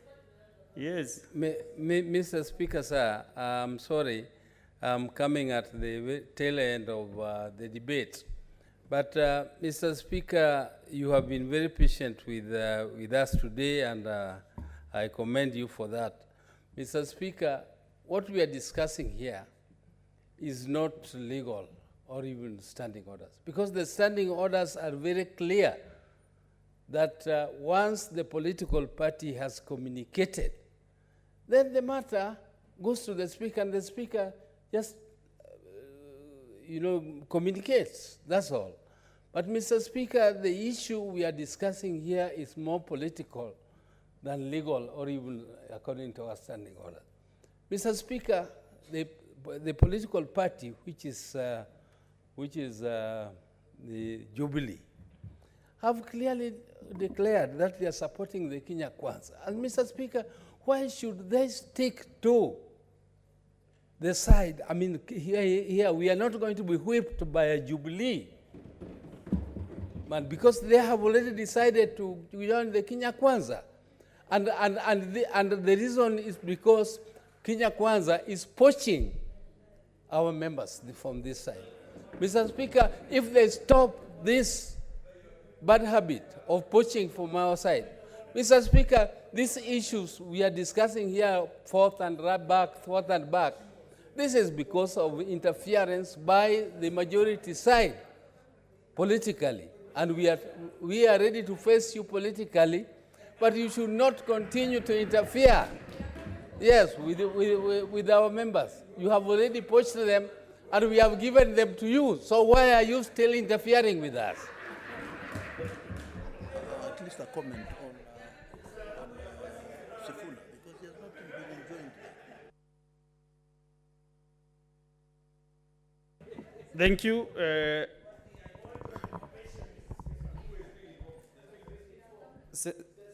Senator Onyonka, who are you informing? Senator Buru Ondinga? Yes, sir. But Dombonde is now on the floor. No, Mr. Speaker, if you just give me a minute, sir. It's so important. I've been waiting, sitting here for the last 3 hours. No. Senator Onyonka, just a minute. I will give you a chance. Speaker, I know I shouldn't be on the floor when you are there, but gentlemen, relax. Senator Take Onyonka. it easy. You are in power now. Power is transitory. Under Senator Onyonka. Power is transitory. Relax. Under Senator Onyonka. Honorable Senators, I'm making my second communication. Honorable Senators, in the Speaker's Gallery this afternoon, we have 10 teachers from Mundi Awori Primary School in Busia County who are in the Senate on an education tour. I request each member of the group to stand when called out so that they may be acknowledged in the usual Senate tradition. They are one, Nobati Baraza Peri, head teacher, Eunice E. Bwile, deputy head teacher, Tolin F. Awino, teacher, John O. Onditi, a teacher, Bonaventure Luyemba, a teacher, Boniface Wanjara, also a teacher, and the following 3 other teachers, Murekano Ann, Jacqueline Ngila, and then we have Vincent Oyobo on charge of welfare. And lastly but not the least, Juma A.U. Jospat, from the Examination Council. Honorable Senators, in our usual tradition of receiving and welcoming visitors to Parliament, I extend a warm welcome to them. And on behalf of the Senate, and on my own behalf, wish them a fruitful visit. I thank you. Next order.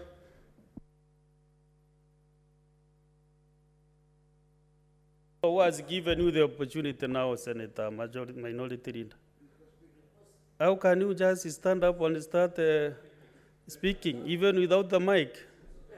Have your seat, and just communicate appropriately.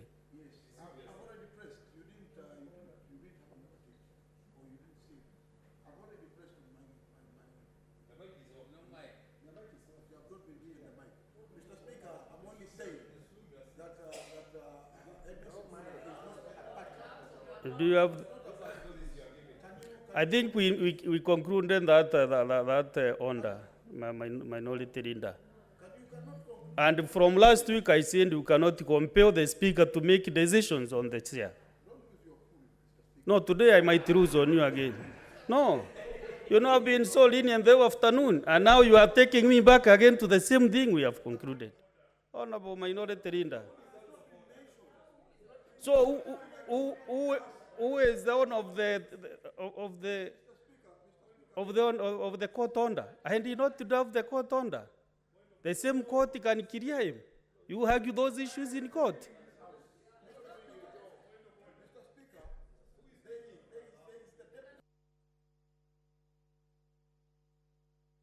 Who is making that judgment? That is the issues you should do on Monday, the 28th. The court order is very clear. And I'm happy Senator Manzo is very well equipped with this information. He said there are things you do during the mention on Monday. Next order. Order number 3, messages. Order. Order number 4, petitions. Next order. Order number 5, papers. Chairperson, Standing Committee on Education. You have their papers today?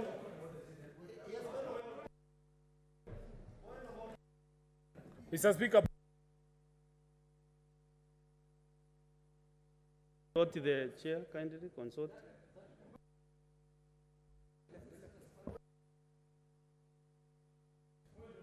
Thank you, Mr. Speaker.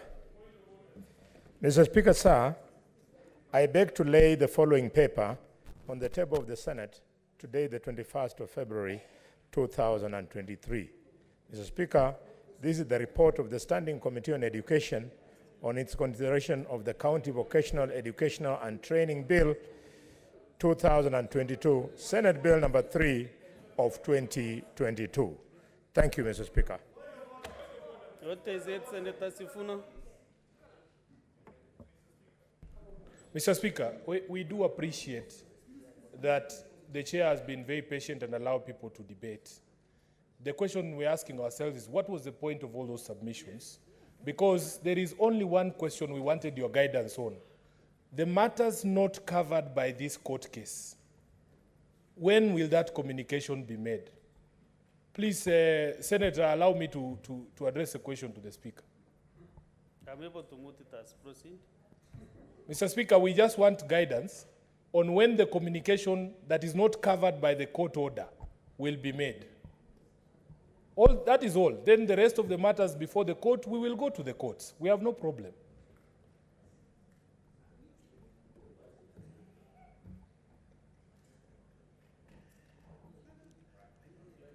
Proceed. Should I proceed, Mr. Speaker?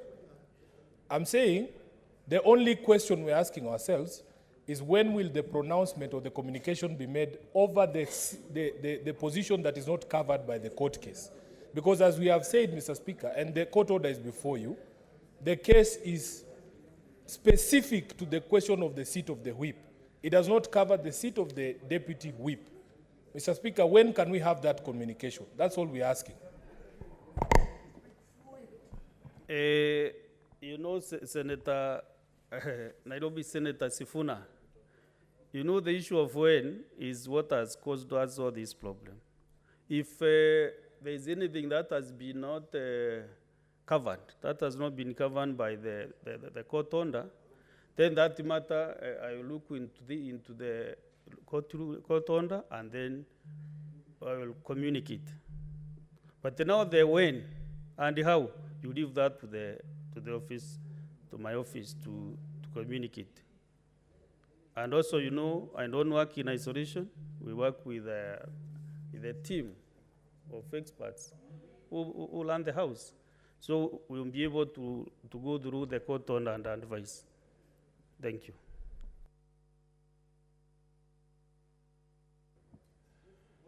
Mr. Senator Ososi. I thought you should be now crafting some communication because you are an expert in this matter. Mr. Speaker, I have had the benefit to look at the detailed orders issued by the court. And since in your communication, you have somehow alluded to that court order being part of the documents that are guiding your decision this afternoon. But one important issue is that the detailed order seems to suggest that this House reviews the decision it has made in regards to the Senate Business Committee. Now, I don't know how that will be done because we already made a decision. We now have a proper Senate Business Committee constituted. So by admitting that order to this House, what is the way forward, Mr. Speaker? Because, and that's why Senator Omugeni was requesting that that order be tabled before the House. We discuss it because there are some fundamental issues in that order which are going to affect this House fundamentally, Mr. Speaker. Senator Haji. Thank you very much, Mr. Speaker. Mr. Speaker, I've listened to the proceedings and the submissions by the members, and I would not want to correct my elder who has spoken here before me, that and stated that Jubilee has been poached and has moved to the Kenya Kwanza side. I want to make it very clear. As a ranking member of Jubilee, we have not left the Azimio coalition. And also, it is very imperative and important that we make it very clear as Jubilee members that we are founding members of Coalition Azimio. And we have invested heavily in Azimio coalition. And if anybody on our side has a problem with Jubilee, it is not for us to leave Azimio. And there is no way they can remove us from Azimio. The bone of contention, Mr. Speaker, sir, between us and our colleagues is an ideological difference that we have. We've heard here very clearly from the distinguished senator of Homa Bay when he said that they believe that the president and the Kenya Kwanza government is a legitimate government, but in their eyes, they are illegitimate. Whereas in Jubilee, we're arguing that the Kenya Kwanza government and the president of the Republic of Kenya are legitimate through and through. That is the difference.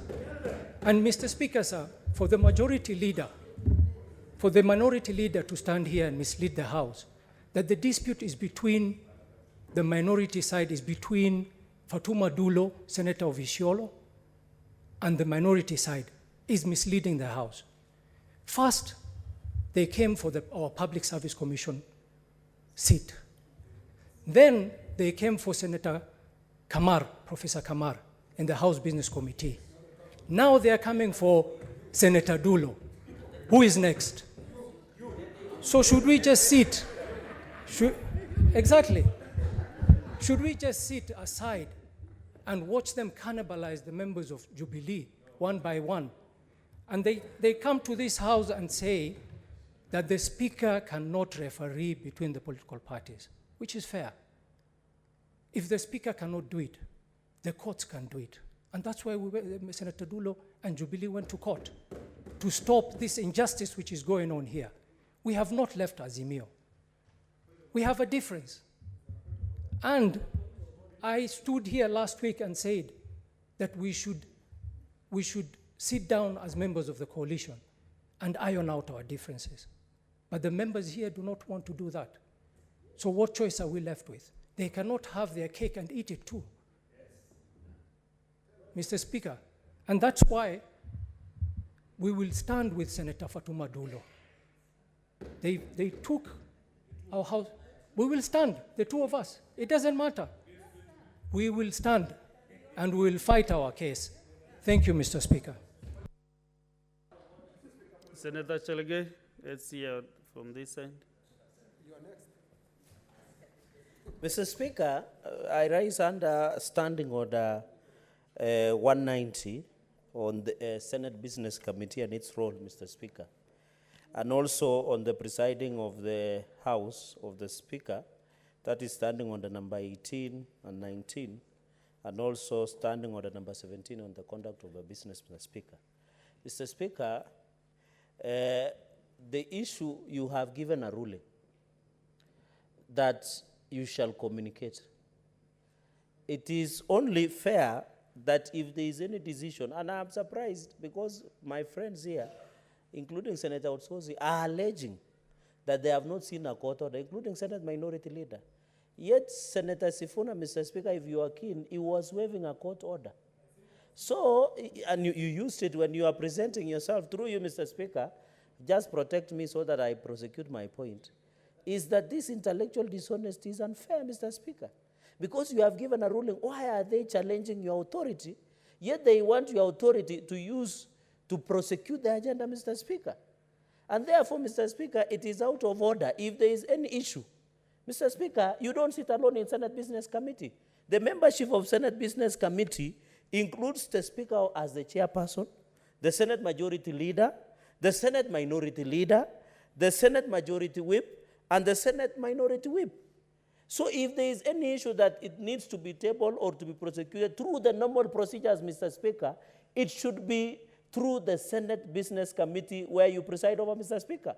They should not make the country believe as if the decisions you make in this House, or even now you carry order of business in this House, is because as Senator Katuri Murungi, not as the House of the Speaker, which is Senate Business Committee, Mr. Speaker.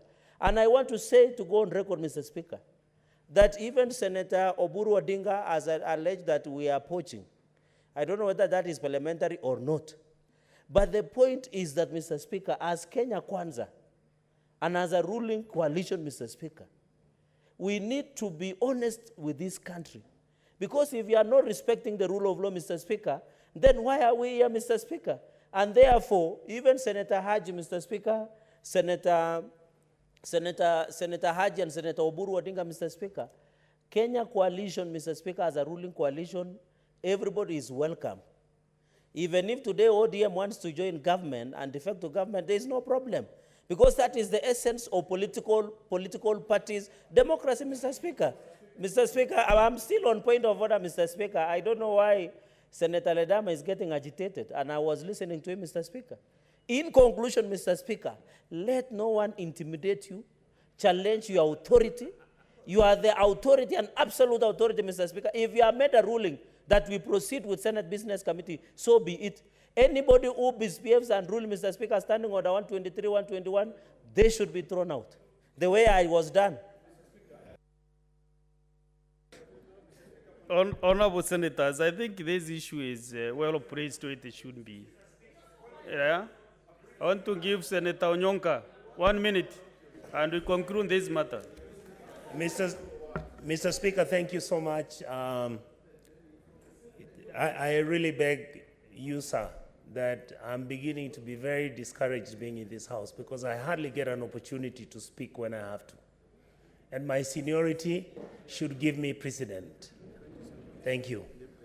Mr. Speaker, under the Powers and Privileges Act, if you sit and look at what that act talks about, you as the Speaker of this House has no business discussing or deliberating the issues which are taking place between Jubilee and the Azimio coalition. Mr. Speaker, I really want to congratulate my brother Mungatana. You've been in this House for a very long time. What you have said today has made me have extreme amount of respect for you.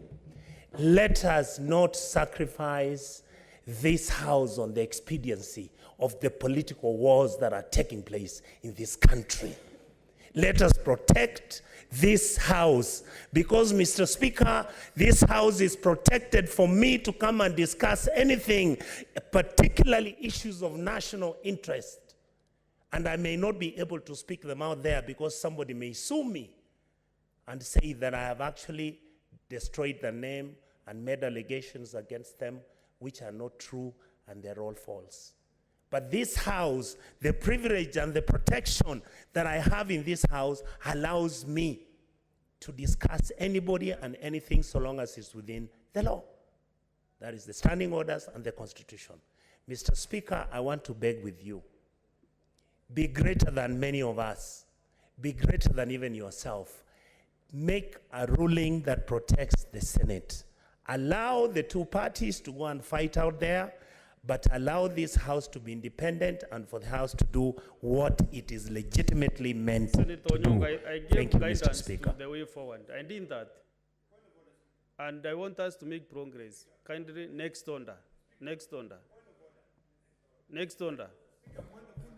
Order number 6, notices of motion.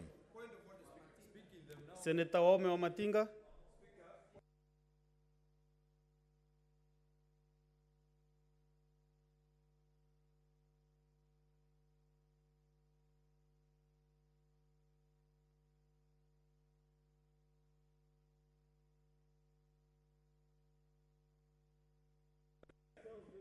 Proceed.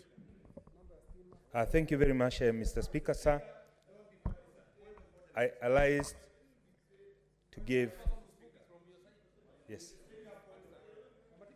I think, Mr. Speaker, sir, You know, Senator I Orekina, think you the cannot taxpayers the whole process. sent us here to talk about these I've things. given you a lot of time to air your issues. It is. And I gave guidance on way forward, what we need to do. We cannot live on one standing order from 2 p.m. There is nothing new even you are quoting. There is nothing new. Quote. Just a minute, Senator Wamatinga. Which is standing order? Standing order number 2. Yes, proceed on what? Mr. Speaker, I rise on standing order number 2 on interpretation of the standing orders. Mr. Speaker, let us not act as if we just dropped out of school yesterday. We are guided by this standing order, Mr. Speaker. These standing orders, Mr. Speaker, define what a whip is, Mr. Speaker. And what you're being invited to, Mr. Speaker, is by the chair violating these standing orders. Standing order on interpretation says a party whip means a senator designated by a parliamentary party as the party whip for the purpose of transaction of business in the Senate and includes the majority whip and minority party. In the interpretation, it further defines a parliamentary party, and I will read it, Mr. Speaker. Mr. Speaker, a parliamentary party, and I'm happy to read it here on interpretation, means a party or coalition of parties consisting of not less than 10 senators. Mr. Speaker, seriously, if we cannot respect our standing orders, if we cannot respect our standing orders, what exactly are we doing? What example are we showing to future leaders? So what is Mr. out Speaker? of order now? Mr. Speaker, I do not want to say the chair is completely out of order, but I just want to say that by violating this standing orders. Who has violated the standing orders? Mr. Speaker, the chair, unfortunately, with all due respect, is violating the standing orders. You're out of order, Senator Mr. Ndama. Speaker, I have indicated clearly Next that order. he's violating the standing order. Next order. Mr. Speaker, Next order. with all due respect. Oh, Wamatinga, proceed.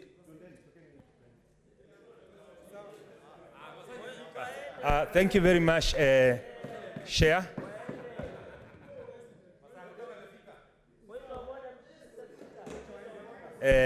Senator Mr. Wamatinga, Speaker, sir, proceed. I allow to give notice of a motion enhancing highway safety and conveniency that I and Senator Mohammed Faki together felt that we should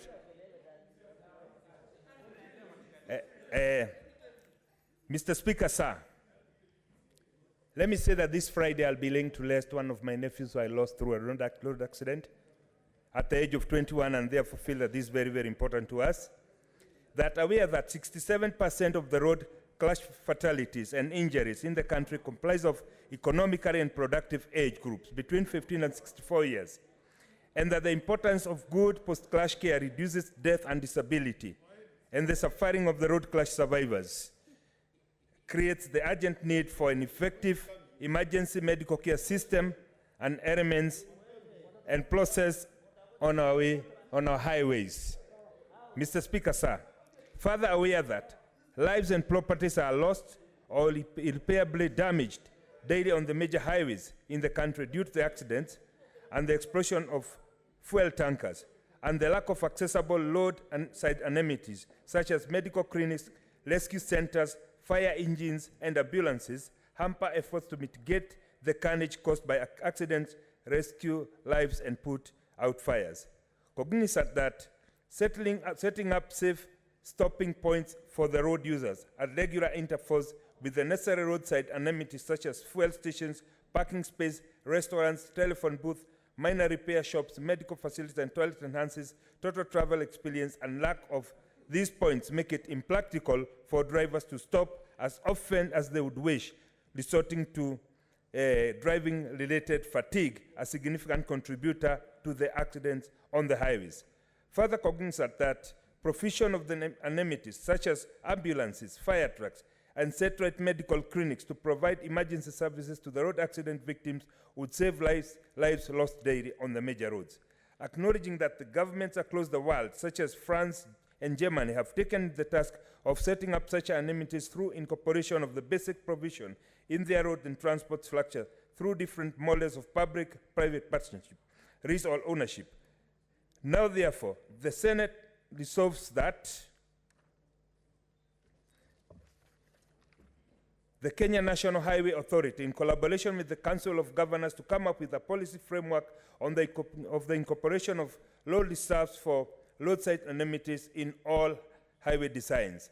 The Ministry of Health, Roads, Transport and Public Works, in conjunction with the Council of Governors, to undertake a survey to ascertain the specific amenities required but not available on the existing highways, such that satellite medical clinics, fire trucks and ambulances, and identify the most convenient location to develop them. And the Ministry of Roads and Transport, in conjunction with the Council of Governors, to develop public-private partnership guideline on leasing of the road reserves to developers, financing and construction of the amenities, and the packaging of the incentives to attract investors. Thank you, Mr. Speaker. Thank you. Thank you. Next order. Order number 7, statements. We have several statements.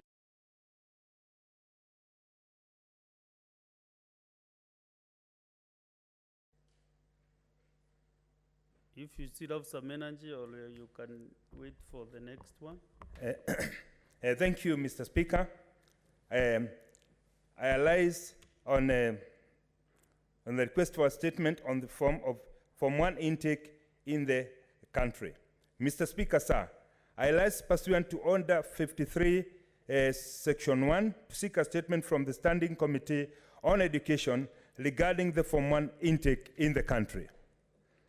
In the statement, the committee should outline the criteria for selection and procedure followed in enrolling students in Form 1 in Kenya. State the efforts that are taken into consideration when allocating Form 1 position to a student, giving reasons why students are seldom enrolled to the schools they select. Explain why these students, some of whom are 14 years old or younger, are made to travel extra long distances across several counties to join Form 1 classes, yet they are equally good schools within their counties. Fourth, provide details of what happens to Form 1 positions when students fail to report to the schools they had been selected to join. 5, clarify whether there are any plans by the Ministry of Education to streamline the procedure in order to ensure a better process during future Form 1 selections. Mr. Speaker, sir, this is a very, very important affair, and we would want the Committee on Education, owing to the fact that some of the people Don't are add anything, Senator Amatinga. as young as 14 years, they do address it. That will be well handled by the committee. We have to, let us have all the statements then. You keep your comments. We have two statements from the Senator for Kisumu County. Professor Odhiambo Tom. Thank you, Mr. Speaker, sir. I have two statements this afternoon. Mr. Speaker, sir, the first statement is on disaster preparedness in Kisumu County. Mr. Speaker, sir, I rise pursuant to Standing Order 53-1 to seek a statement from the Standing Committee on National Security, Defense and Foreign Relations regarding disaster management preparedness in Kisumu County. In the statement, Mr. Speaker, sir, the committee should, 1, give details on the initiatives the county government has taken to guarantee disaster management readiness, prevention, mitigation, response, and recovery in case of a disaster. Secondly, Mr. Speaker, sir, state whether the county has a well-equipped firefighting brigade with an adequate and well-trained staff complement capable of managing disasters in the county, noting that in the recent past, the county has been faced by fire disasters in trading centers such as Katito, Paponditi, amongst others, most of which received no response from the county government. Thirdly, to indicate whether the county government of Kisumu has conducted public trainings on fire safety and first aid, and if there are public emergency lines that locals can call in the event of a fire break. And lastly, list the number of fire-related disasters in Kisumu County in the past 12 months, stating the nature of the response by the county fire department and the amount of loss and damage that impacted and that the people have suffered. Thank you, Mr. Speaker, sir.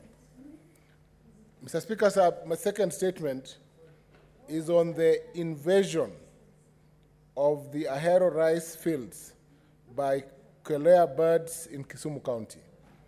Mr. Speaker, sir, I rise pursuant to Standing Order 53-1 to seek a statement from the Standing Committee on Agriculture, Livestock and Fisheries on the invasion of the rice fields by Quelea birds in Kisumu County. In the statement, the committee should, 1, appraise the Senate of measures put in place by both the national government and the county government of Kisumu to control the invasion of rice fields of a Ahero irrigation scheme by thousands of Quelea birds that are destroying hundreds of acres of rice plantations each day.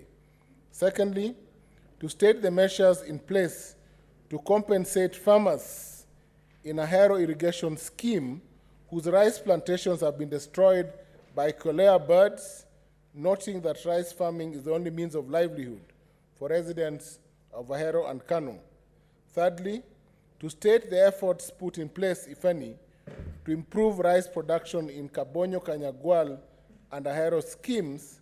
And lastly, to outline preventive measures and policies, if any, that the ministry has put in place to contain Quelea birds in order to ensure that rice farmers' hard efforts are in future not ruined by birds.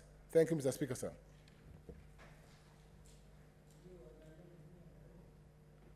Thank you. Next is Senator Enoch. You can see he's not around. Senator Mohamed Chute.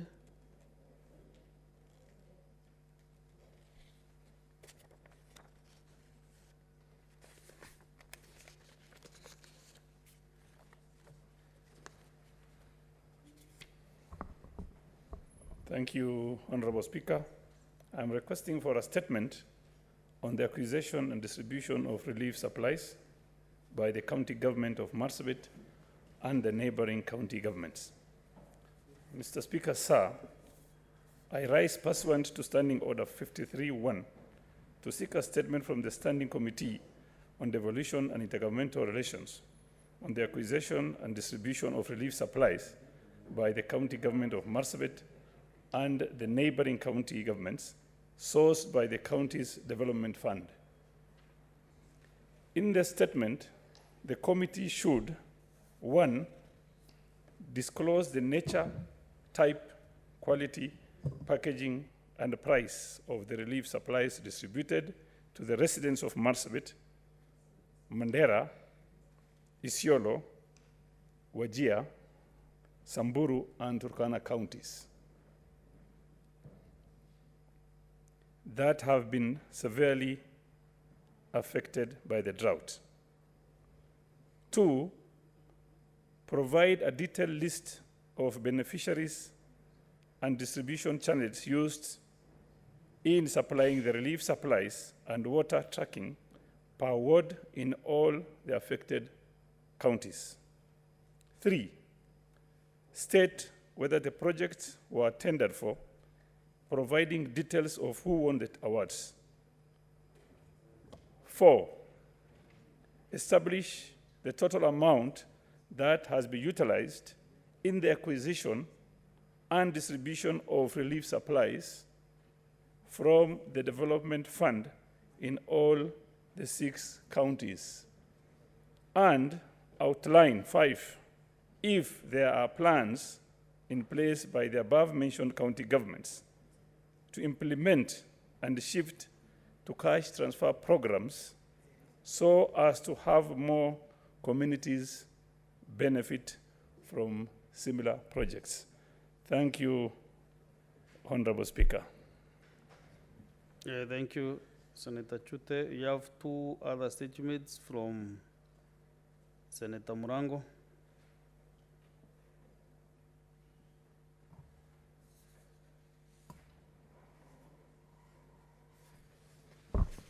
Thank you, Mr. Speaker, for giving this opportunity. I rise pursuant to Standing Order 53-1 to request for a statement from the Standing Committee on Trade, Industrialization and Tourism on the ownership, status and revival of Moya cotton ginnery.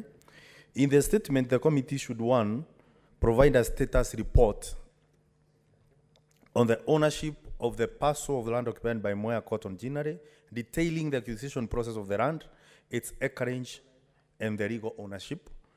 2, inform the Senate of the governance and administrative structures of Moya cotton ginnery before its collapse. And 3, state measures, if any, the government has put in place to ensure that the Moya cotton ginnery is revived to cater for the renewed interest in BT cotton growing in Kirinyaga County, resulting from the need to diversify to more resilient crops variety due to ground warming. Mr. Speaker, the second statement, again on the same Standing Order 53-1, I stand to seek the statement from the Standing Committee on Labor and Social Welfare regarding the registration and welfare of people living with the disability, PWD. In the statement, the committee should, 1, state the number of persons registered with the National Council for Persons with Disability, NCPWD, as living with disability from the year 2022 to date. 2, inform the Senate on the process of registration of persons with disability, PWDs, recommending ways to simplify the procedure and make registration services more accessible. 3, outline the criteria used by the government to distribute assistive devices to PWDs, stating why a number of disabled persons still lack access to the necessary assistive devices, and further spell out measures, if any, put in place to ensure PWDs get assistive devices and attendant health services for their various forms of disability. And lastly, explain the cause for the increased number of people living with disability begging on the streets of major towns and urban areas across the country, and the steps being taken by the government, if any, to provide them with the necessary social assistance. assistance. Thank you, Mr. Speaker. Okay, thank you, Senator Geduku Joseph.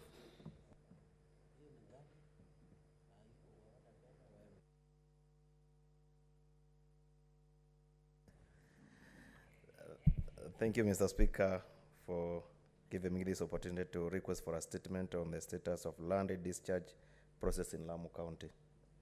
Mr. Speaker, sir, I raise person to Standing Order 53-1 to seek a statement from the Standing Committee on Land, Environment and Natural Resources for the status of land discharge process in Lamu County. In the statement, the committee should, 1, provide a status report on the settlement fund trustee mandated to settle residents on alienated government land or land purchased by the government from the private owners, stating how many settlements have been successfully completed in Lamu County since the relevant law was enacted and how many are pending. Number 2, cause the publishing of parcel of land in Lamu County under the custody of the settlement fund trustee, informing the Senate of accrued charges for each piece of land. Number 3, state the time frame upon which parcels of land charged by the settlement fund trustee should be transferred to residents of Lamu County after residents settled charges against their parcels of land. Number 4, state reason for the failure by the government to facilitate the discharge process of the said parcels of land, noting that this has had a negative impact on the growth of the county as the owners are unable to subdivide or make transfers. And number 5, Mr. Speaker, outline plans if any, the government has put in place to ensure the discharge process is hastened and a waiver is offered on the accumulated land rates. Thank you, Mr. Speaker.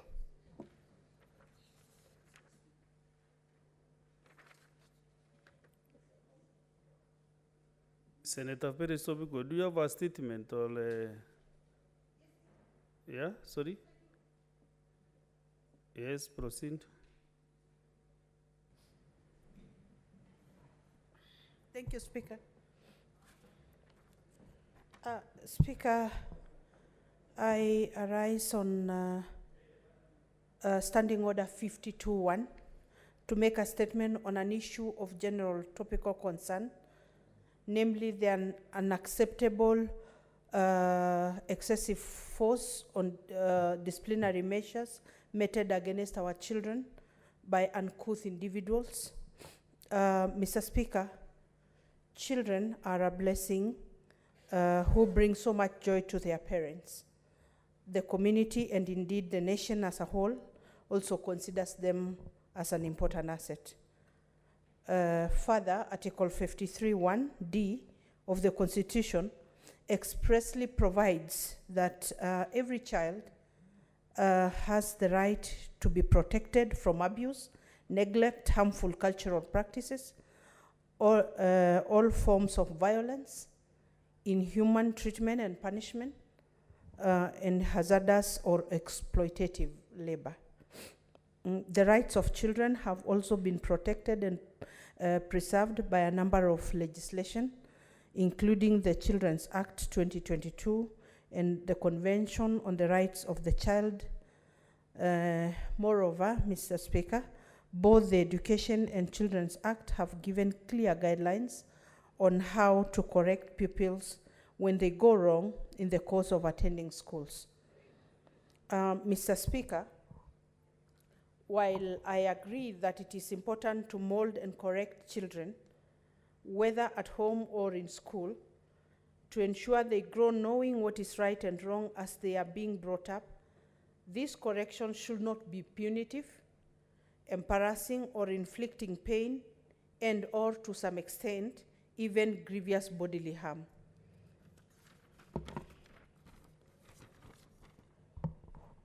Mr. Speaker, there are 3 cases that have occurred over the recent past, which have greatly disturbed me and have led to this statement. The first incident is that of a widely circulated video clip of a scene allegedly in a school where teachers supervised a traumatic sexual molestation of young children against each other. The said clip drew countrywide attention to what may be happening to our children at the hands of perverted grown-ups who are expected to be protectors or role models and morally upright individuals. Mr. Speaker, the second one was an incident in Korea where one young girl who had run away from home in order to escape from being forced to undergo female genital mutilation and had been under the protection of in a school. When she decided to go back home at the end of the holidays to prepare to return to school, she ended up being badly assaulted, whipped and publicly humiliated by young men allegedly under the direction of her own brother. She has been accused of being a disgrace to her family for refusing to undergo FGM practice and opted to pursue education when schools resumed. This incident is unacceptable as the government has a whole department funded by taxpayers to champion anti-FGM practices among communities and to protect girls threatened by these traditions, cultures, and rituals. Mr. Speaker, a third incident that came to the public attention happened in Kisii area where a young man is bound up with ropes and whipped in front of a girls' parade in school as a punishment. Mr. Speaker, the scary question is, how many more graphic, horrible crimes against the right of children have gone unnoticed, unreported, or intentionally covered up? Whereas the above incidences may appear isolated and remote, it has prompted my concern regarding what kind of punishment is right. Mr. Speaker, what amounts to adequate correction, both within schools and in community environments? Mr. Speaker, I wish to condemn these heinous acts in the strongest terms possible. The acts have obviously traumatized the victims and may have permanent effect in their lives. Teachers, boards of management members, parents, and society in general should be dependable role models, mentors, and good moral champions to ensure such incidences do not continue happening in our society. We cannot stand by while children are brutalized and traumatized in the name of administering punishments. Mr. Speaker, let parents, guardians, and school administrators have compassion while correcting the children under their care whenever they err. We must all uphold respect for the rights of children as provided for in the laws. Anyone messing with children's lives should answer for their irresponsible and unbecoming conduct. I also call for psychological counseling to help remove the trauma visited upon these victims and many others in the society. As a leader and a mother, I am of the view that the Children's Department should work with the law enforcers to take appropriate action if and where necessary in order to safeguard children from abuse, neglect, and violence. Mr. Speaker, sir, last I beseech all leaders all over the country to ensure that the rights of children is safeguarded and protected against such evil deeds. Local leaders and communities, including all clergy and leaders of all faiths, should also remain vigilant and act swiftly whenever any person subjects children to such acts of that amount to either sexually molesting or excessive extreme punishment to the children. They are at their most critical formative and mind development stage, and we must be extremely careful regarding what we allow the minds of our children to pick. Our children must be brought up to be upright, moral, responsible, and law-abiding citizens. Our generation is responsible for the posterity we are preparing for this country. Mr. Speaker, I thank you for the opportunity to speak on this matter. Thank you. Thank you. I'll give one or two comments on these statements, starting with the Senator Akio Mtata, Senator of Busia County.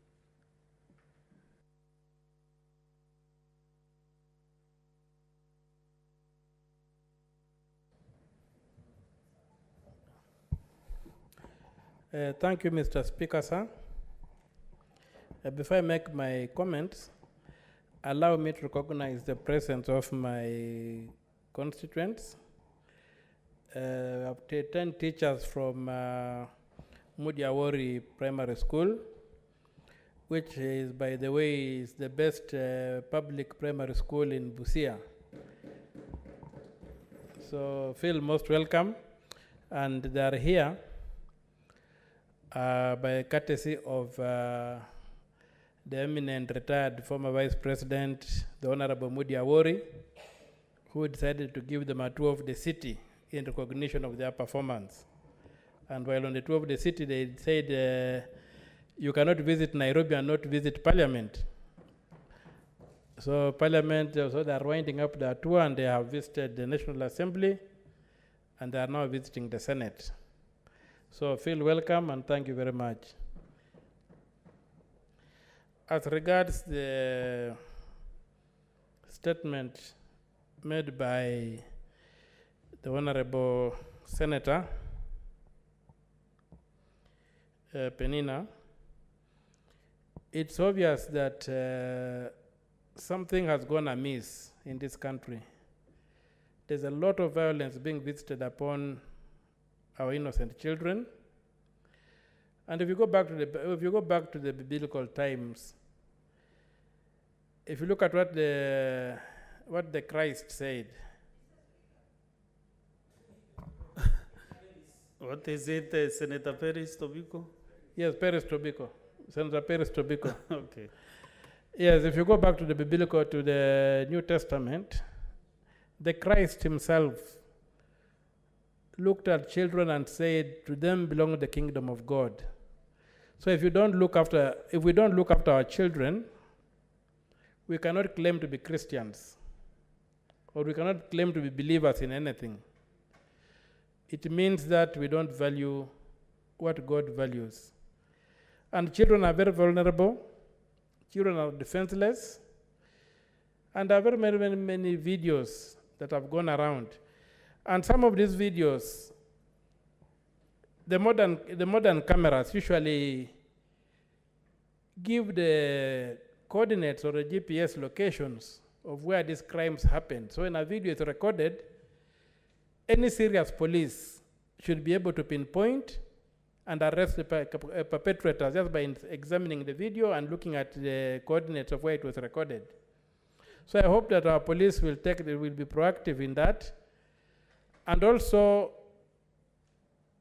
pray that the law on children, the Children's Act, be revisited, and maybe higher sanctions be passed for people who abuse children, especially within the framework of schools and families where children should feel the most safe. So as I stand to support this motion, I plead with this House that we rally behind the motion, the statement, and make sure that anybody perpetrating violence against children lives to regret it. And this violence against children should be taken further at the institutional level. I think that we should get to a point whereby the government should provide lunch for primary school children. It's extreme violence to have a child go to school on an empty stomach and expect the child to stay for all the hours that they go to school. So I think some form of a feeding program should be initiated. And for my brothers in the bottom-up formation, there's no better bottom-up than raising a child. Because you raise him from the bottom, you raise to a full human being. So within the bottom-up arrangement, let us find a formula for providing children with some form of food.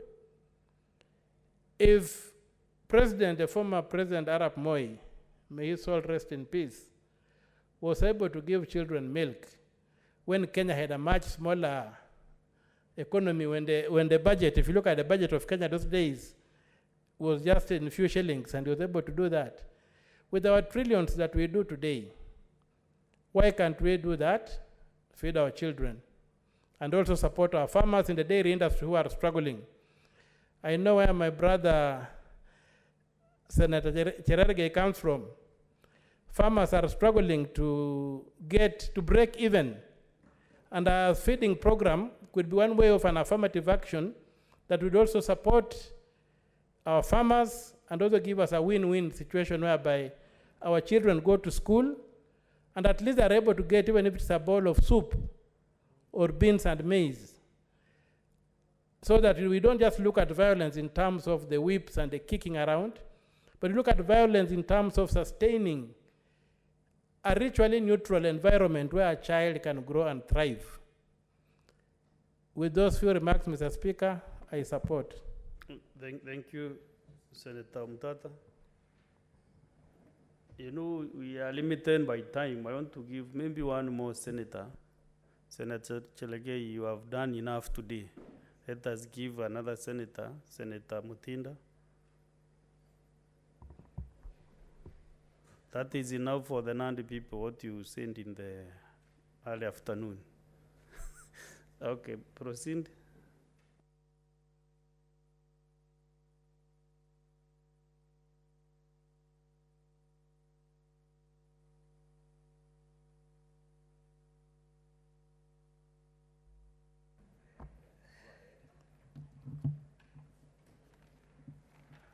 Just 2 minutes. 2 minutes, kindly. Thank you. Thank you so much, Mr. Speaker. I do rise to support the statement from our colleague, Senator Peris Tobiko, on the issue. As a leader, as a parent, I agree that the joy as parents because of our children is something that is very godly and something that we actually are very proud of. What we've seen in the social media in terms of what is happening to our younger generation is actually a very sad state of affairs. And I want to quote Article 53, which states very clearly that the Constitution protects our children from abuse, from neglect, harmful cultural practices, all forms of violence, inhuman treatment, and punishment. And I would want to really humbly ask our authorities, as Senator Mtata has indicated, that these culprits can actually be apprehended and the justice be done to these children and sets an example to the generation that is coming up and thinking that this can just go free. Action needs to be taken. If it's not taken, and hence, Mr. Speaker, that is how we continue seeing children in our institutions of learning banning schools. If we do not take actions, if we do not actually condemn this much further, then we are going to get into more critical situation that we cannot even be able to get out.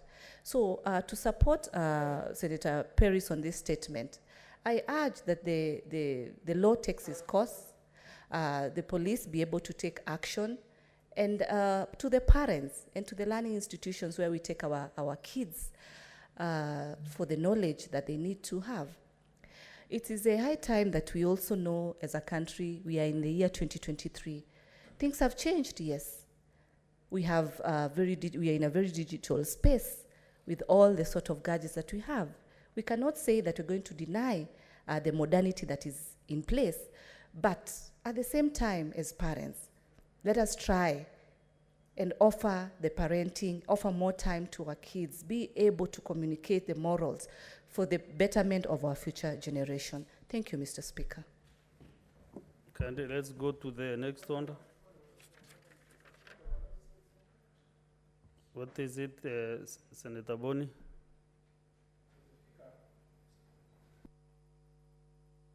Mr. Speaker, I rise on standing order number 52, 3, and 53, 3B. Mr. Speaker, just like today, week in, week out, from the last session, you have been referring these statements to committees. And Mr. Speaker, I never miss sittings. I'm yet to see a single chair of a committee bring here to table a statement in response to the issues members have been raising.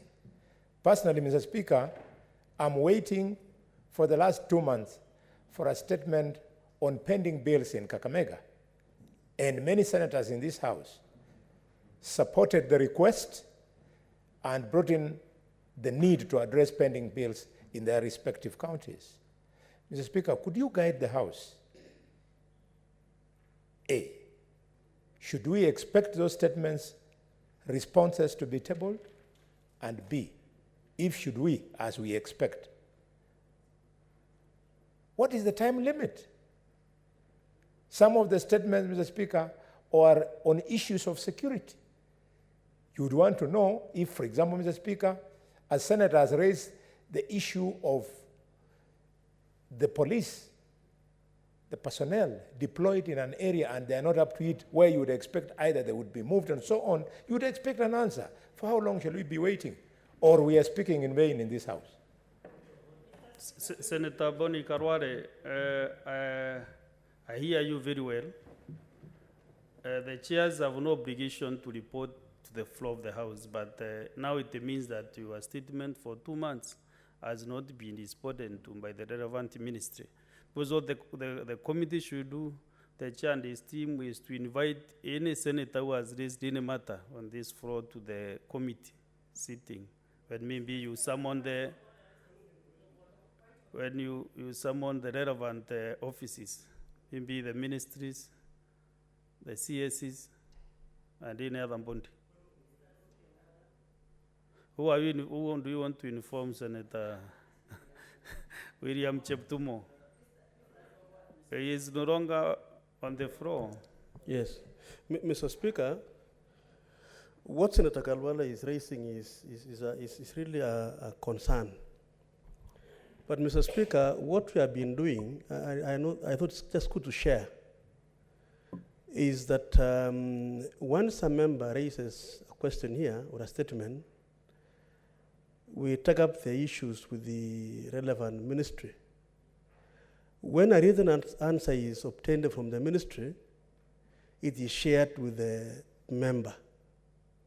And if there are issues that are not sufficiently responded to in the statement, then we can still do a further inquiry from the department. I think that has been in this House, Mr. Speaker, that is really what happens around here. And it is interesting that perhaps Kalwale has not gotten a statement from the relevant committee 2 months after he raised the question. So I think the problem here is the procedure in which we used to inform members on the responses from the ministries, which is not what we used to do in the other House, Mr. Speaker, as you recall. You were a chair of a committee, I was one, and we used to read those statements before the plenary. So I think that is really the procedure we have now. I can see some chairs have been agitated, including the chair who has my response, Chair Transport.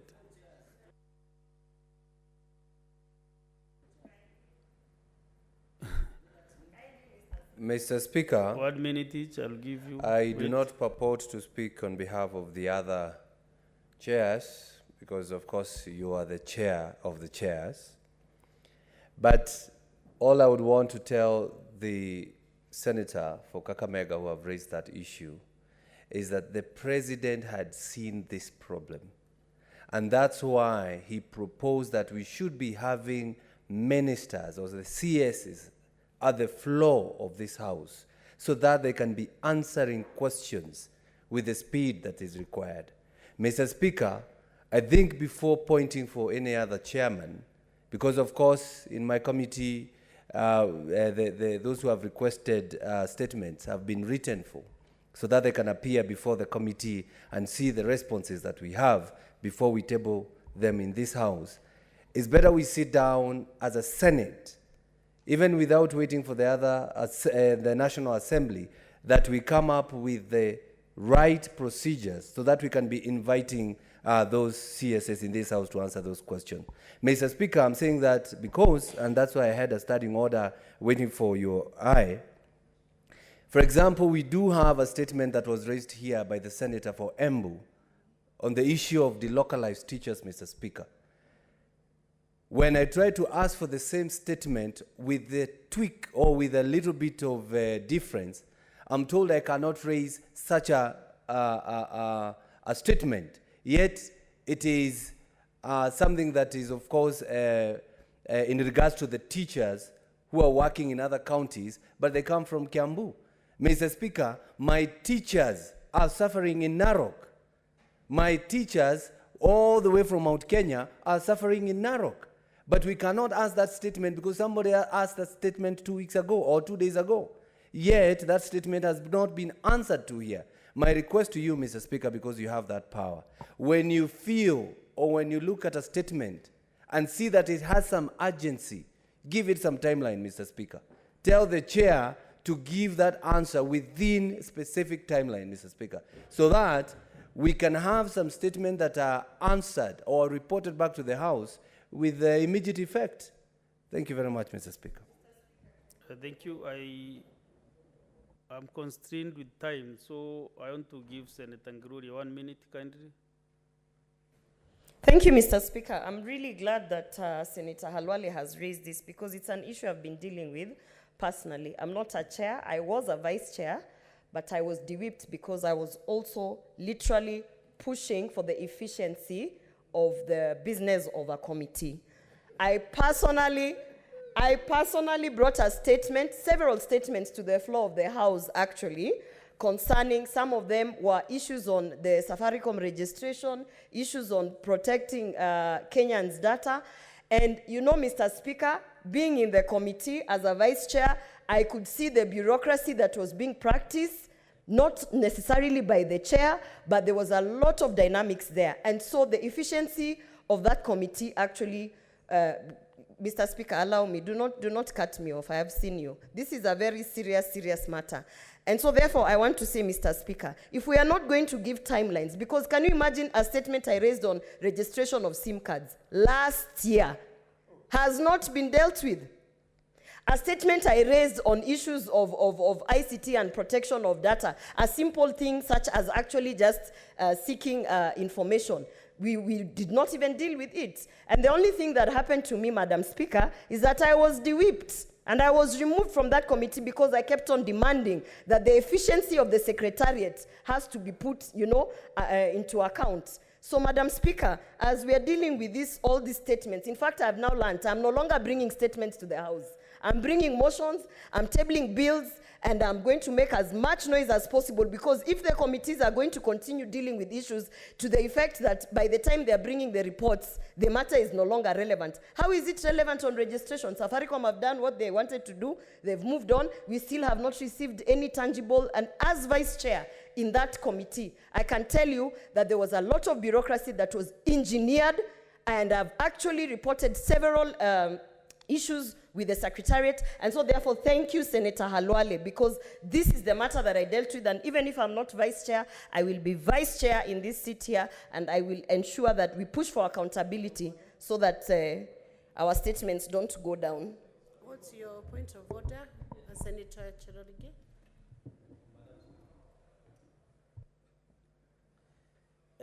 Thank you, Madam Speaker. Not the change on the chair. And congratulations, I can see you are wearing our party colors. Mr. Speaker, Madam Speaker, when you look at the Secretariat, and I need guidance on this.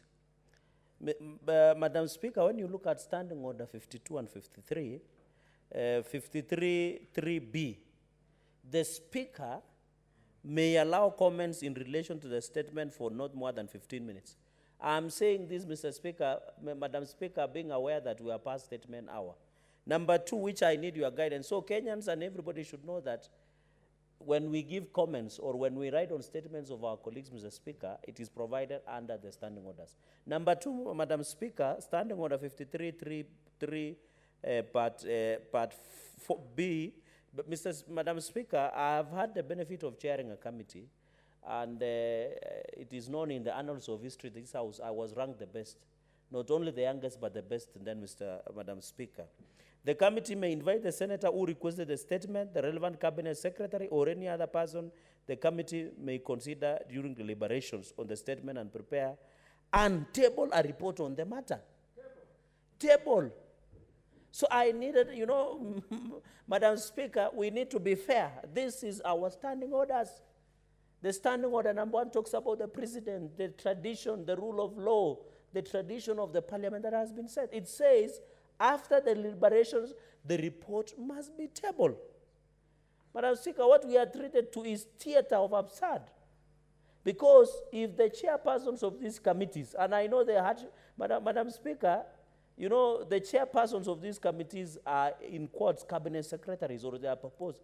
If they're having a problem accessing cabinet secretaries, the CSS, because I'm told some CSS might not be picking calls and PSS, yet the president is picking our calls, then they should say it. So that, because, Madam Speaker, last year, just what Senator Gloria said, I requested a statement on the Tokyo scandal of our athletes. No one has responded up to date. Because allegedly the CSS and PSS, and if the chairpersons are having a problem, Madam Speaker, they should be able to speak to the majority side and the majority leadership, including the majority whip here, and bring, so that they don't come and say, Madam Speaker, we cannot proceed because the minister or the PSS, even as we wait for the constitution to be amended, for CSS and PSS to sit here, we must be efficient and effective, because we are using money, resources from Exchequer, Madam Speaker. Finally, Madam Speaker, the part 2. The law says, and it is our standing order, unless we delete today, may prepare and table a report on the matter. Other senators, I can be invited to Committee of Social Welfare, Labor and Social Welfare. I can go and sit, deliberate. But maybe other senators are waiting for the report to be tabled to give their comments and transmit for implementation, Madam Speaker.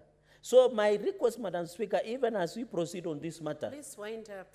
I'm winding up, Madam Speaker, is that the report must be tabled. And therefore saying just we can go somewhere, sit with the committee, deliberate. Madam Speaker, in conclusion, you know, as a friend of the committee, I don't have powers to sign the report nor vote on the report because I'm not a member of the committee. So where do I get my recourse? I get my recourse on the floor of the House among other colleagues. I thank you, Madam Speaker. On that issue of statements, I hear your interjection, and from the reading of Order 53(3)B, it is clear that a statement may be prepared and tabled on that matter. It would be good practice that chairpersons of the committee ensure that they conclude on statements that are raised against the committees, and they are encouraged to table. Though the wording of the order is that it may prepare and table a report on that matter, may then means it's almost discretionary, but the good practice would be that the committees or the chairpersons of the committees table a report so that issues are responded to and issues are given a closure. So I believe that should be the final intervention on that matter. And clerk, call the next. It's a point of order, Senator Mudigi. Okay. Make it very short. Mheshimiwa Spika, mimi naunga mkono yale yamezungumziwa hapa, kwa sababu kama ile mambo nisoma mambo ya elimu ni kitu ya kusangaza sana. Utaona itaendelea hivi na itaishia huko msituni, kwa sababu kama kuna sheria, hata rais alisema walimu wote warudi nyumbani kwao. Kama county tuko na jimbo 47, moja ni Embu.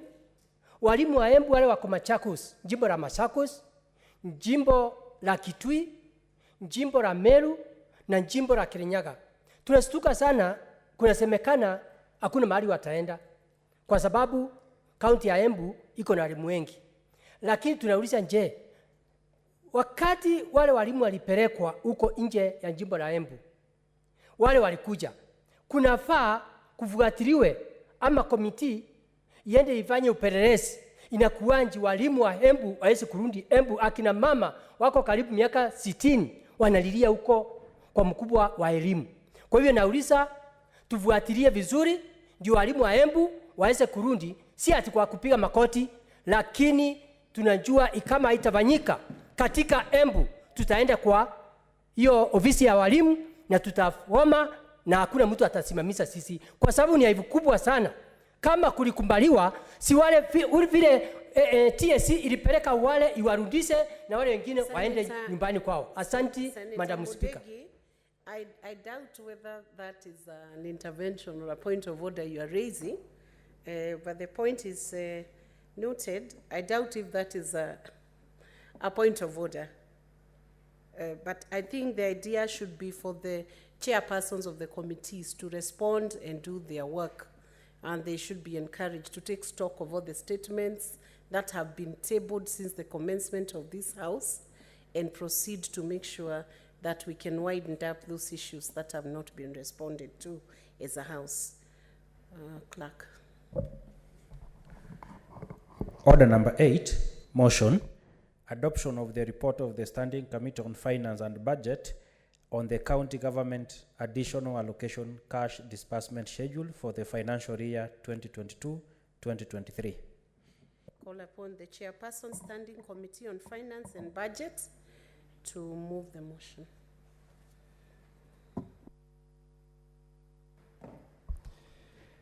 Madam Speaker, I beg to move that the Senate adopts the report of Standing Committee on Finance and Budget on the county government additional allocation cash disbursement schedule for the financial year 2022-2023, laid on the table of the Senate on Thursday, 16 February 2023, and that pursuant to Section 17(7) of the Public Finance Management Act and Standing Order 189(3), the Senate approves the county government additional allocation cash disbursement schedule for the financial year 2022-2023. Madam Speaker, the county government additional allocation cash disbursement schedule is submitted to the Senate by the National Treasury pursuant to Section 17 of the Public Finance Management Act 2012. Section 17(7) of the Public Finance Management Act 2012 requires that the National Treasury prepares cash disbursement schedule for the monies to be disbursed to county governments and transmitted to the Senate for consideration and approval.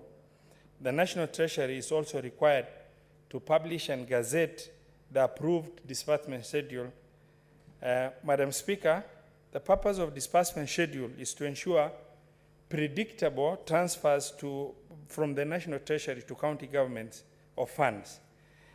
Therefore, it serves as a guide and facilitates predictable flow of funds to county governments.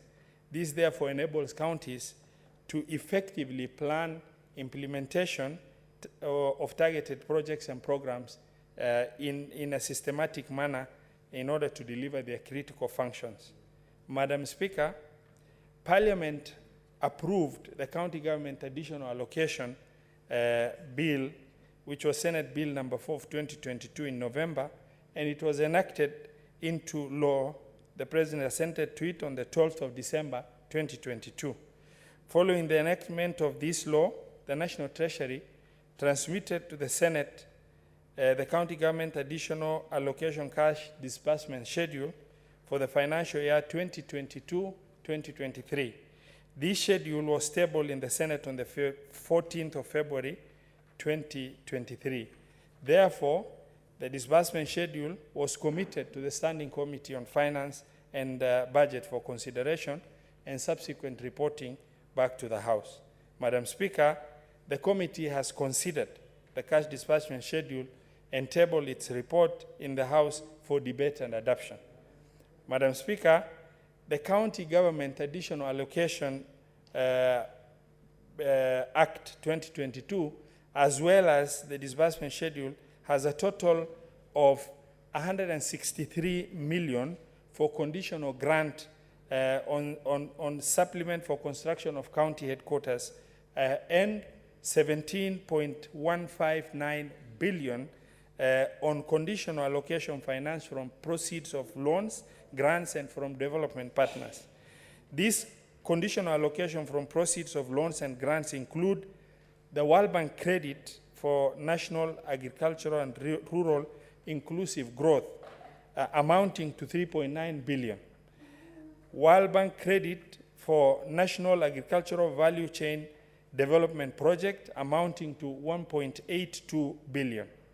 World Bank credit of Kenya Climate Smart Agriculture amounting to 2.2 billion shillings.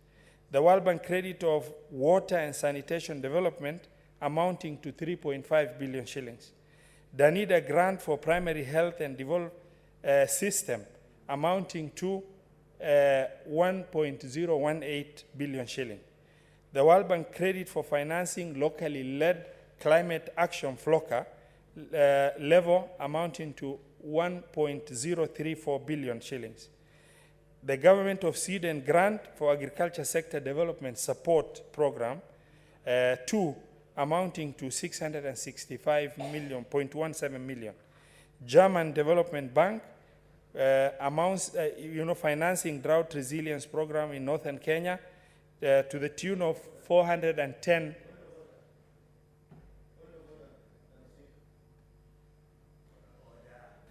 Senator, he's moving a motion. He's moving a motion.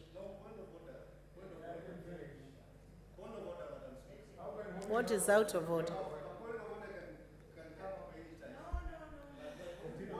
Okay. Not when moving a motion. German Development Bank finance. Let him finish moving the motion and then we'll do the point of order. Thank you. Financing drought resilience program in northern Kenya to the tune of 410 million, and World Bank credit for emergency locust response amounting to 1.2 billion. World Bank credit to finance Kenya informal settlement improvement, KISIP 2 amounting to 1.3 billion shillings. Madam Speaker, the committee considered cash disbursement schedule and observed the following: that the disbursement will be made in 2 tranches as commitment was made by National Treasury to be done 15th of March 2023 as well as 15th of April 2023, so that within the financial year 2022-2023, the disbursement can be realized. With only 4 months remaining to the end of the financial year, the county governments also need to expeditiously do the appropriation act in order to facilitate the flow of those funds. The disbursement of conditional allocation finance from the national government share of revenue also, we have noted, as it has happened before, will be subject to funds revenue collection of national government.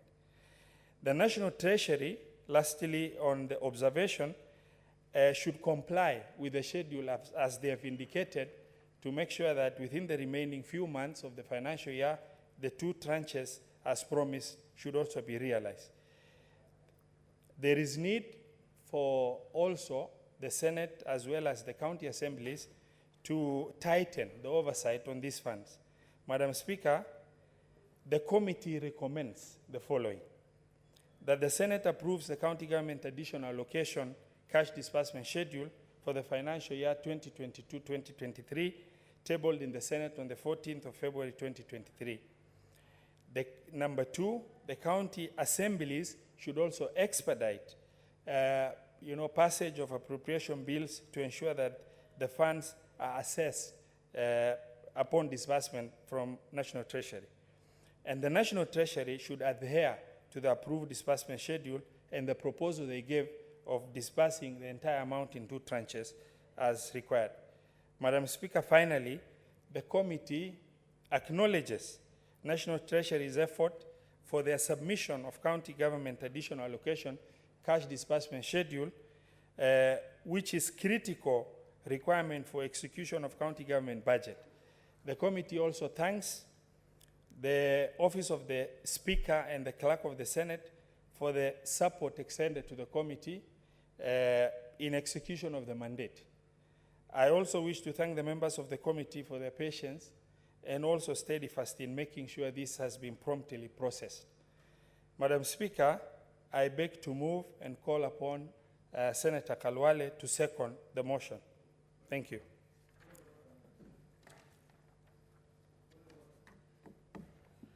What is your point of order? Madam Speaker, I didn't want to interrupt my good friend, Senator Roba. But, you know, this is a house of rules. And I'm rising on point of order number 41.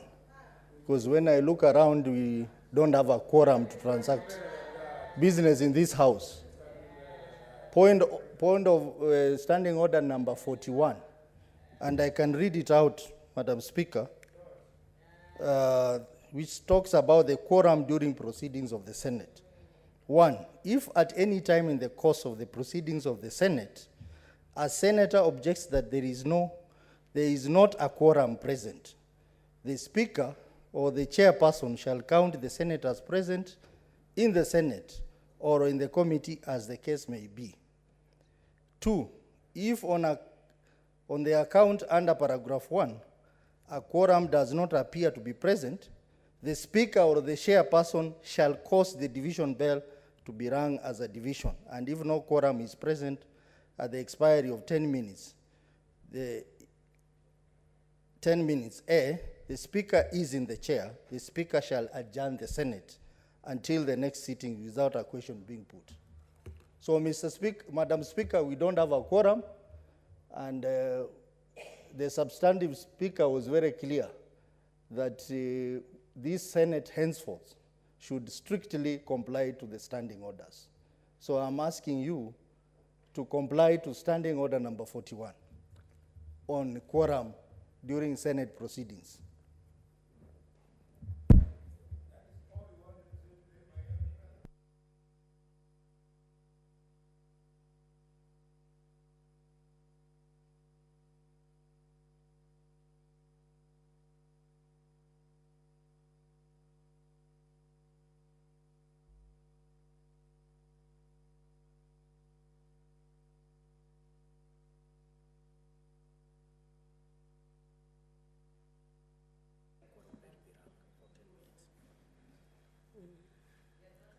Mr. Clerk, can you confirm whether we have quorum in the House?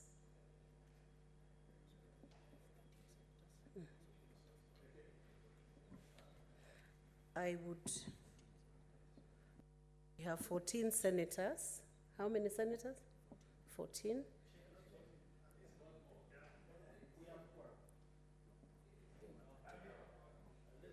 Can you count? Count again? Just count again.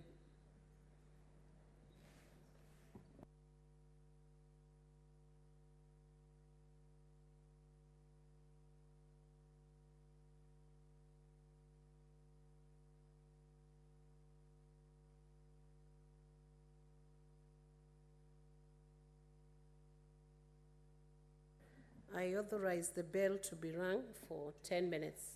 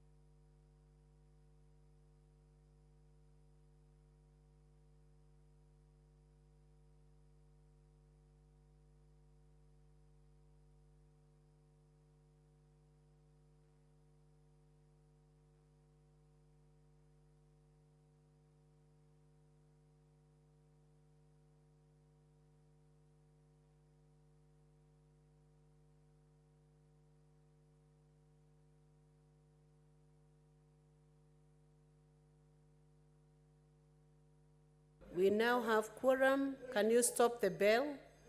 The House resumes. Senator Osotsi, resume your seat.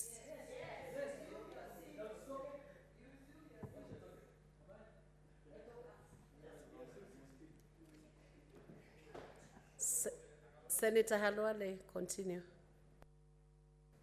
Thank you very much, Madam Speaker. Madam Speaker, I rise to second this motion as moved by the chair of the committee. Madam Speaker, before I second this motion, I think one of the milestones in the last session was when we passed the bill that was for additional allocation of revenue, Madam Speaker. And I was pleased during the recess, Madam Speaker, to see His Excellency the President send it into law, something which is unprecedented. The Office of the Clerk will tell you that not many parliaments have been able to make law in the first session, but we did, Madam Speaker. I therefore congratulate the President and congratulate colleagues, members of Parliament, the Office of the Clerk, and everybody else who made this industry to come to its fruition. Madam Speaker, why should I commend this? It's because this law, the additional allocation of funds, has paved way for better delivery of health services across the 47 counties. And Madam Speaker, I'm so glad that my county, Kakamega, thanks to this bill, was able to access in excess of 982 million shillings. I want to congratulate the governor of Kakamega. I have seen he's been moving around the sub-counties trying to give out additional supply of drugs, and I want to urge him to give priority out of this particular vote.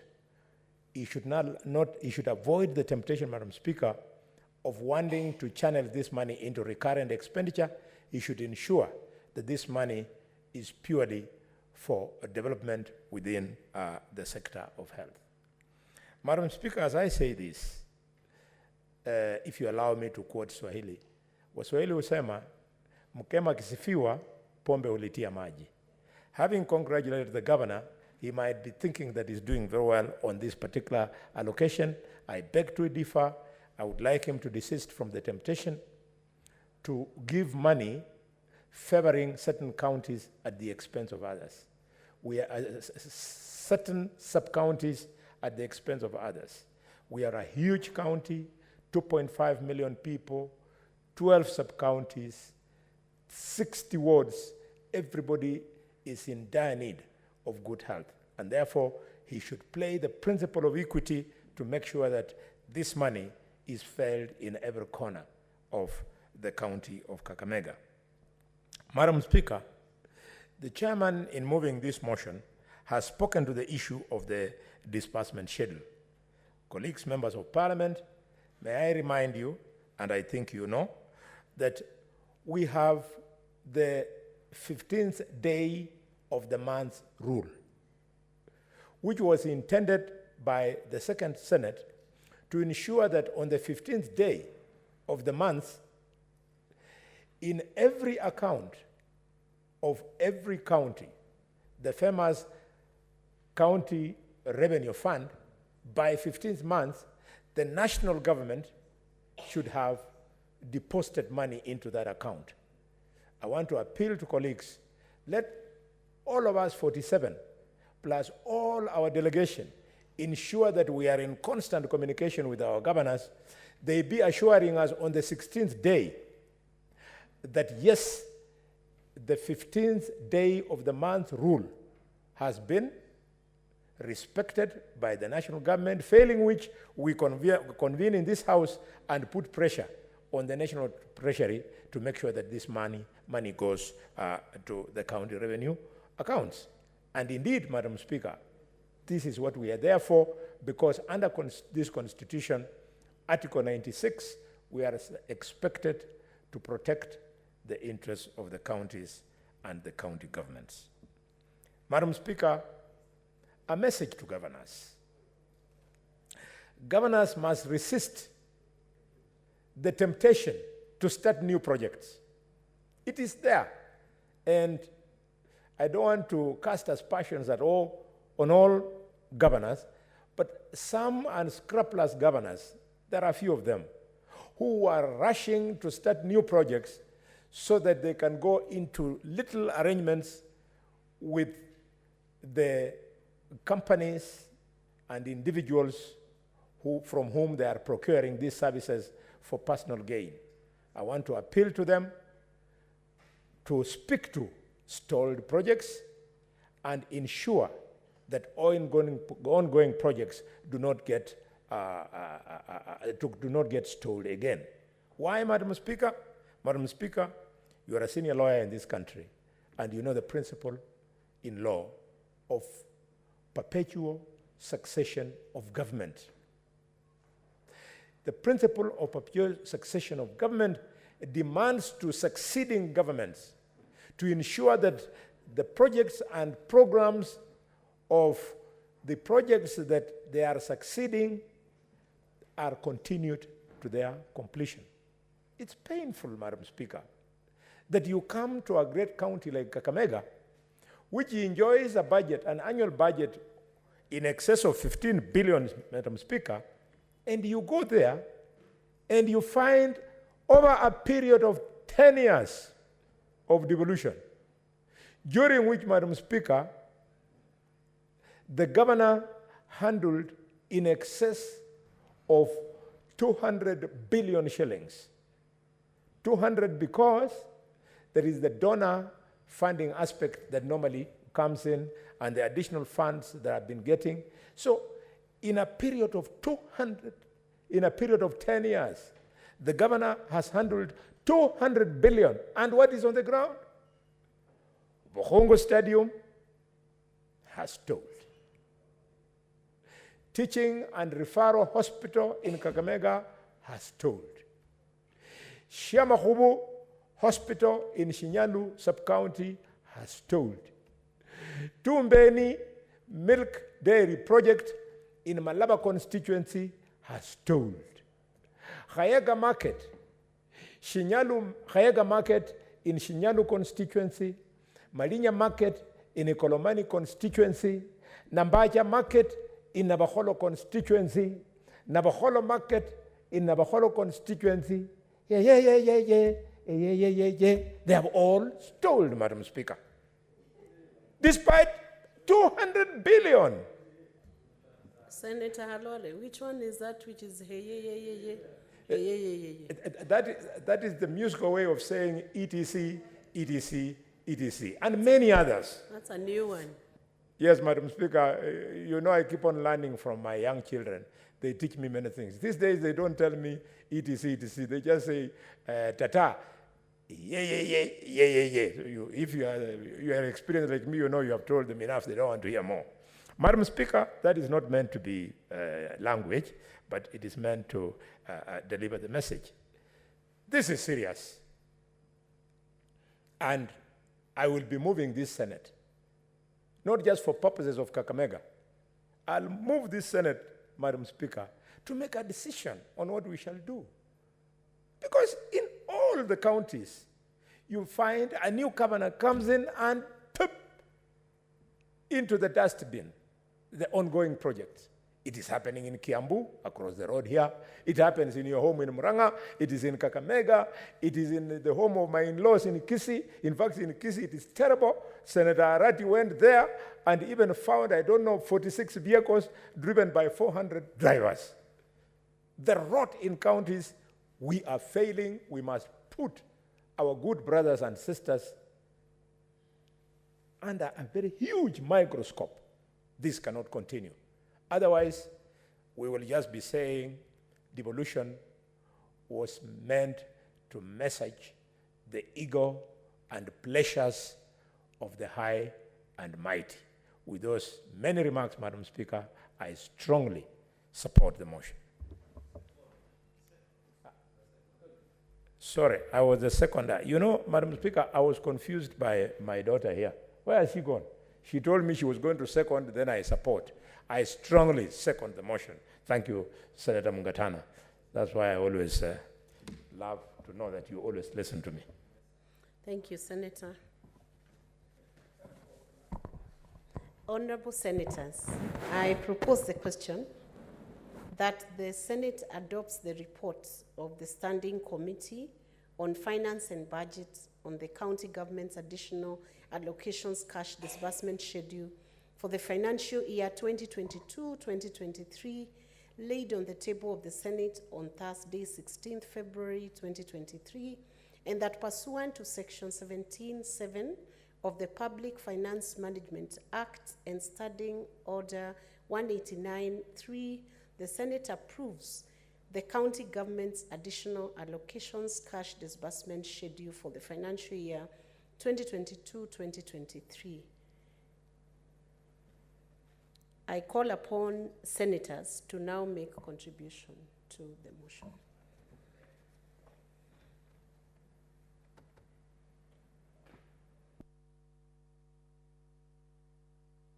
I begin with Senator Essie Ekinyuri. Is she here? She's there.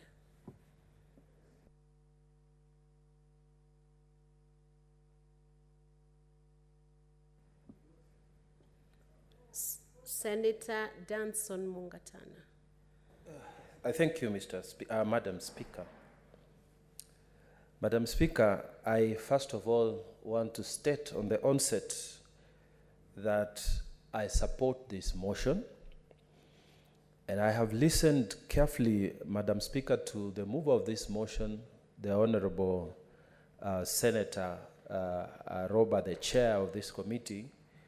And I want to record my thanks, Madam Speaker, for the industry and the effort they put as a committee to make sure that this report is presented in good time so that the disbursement can be done timeously.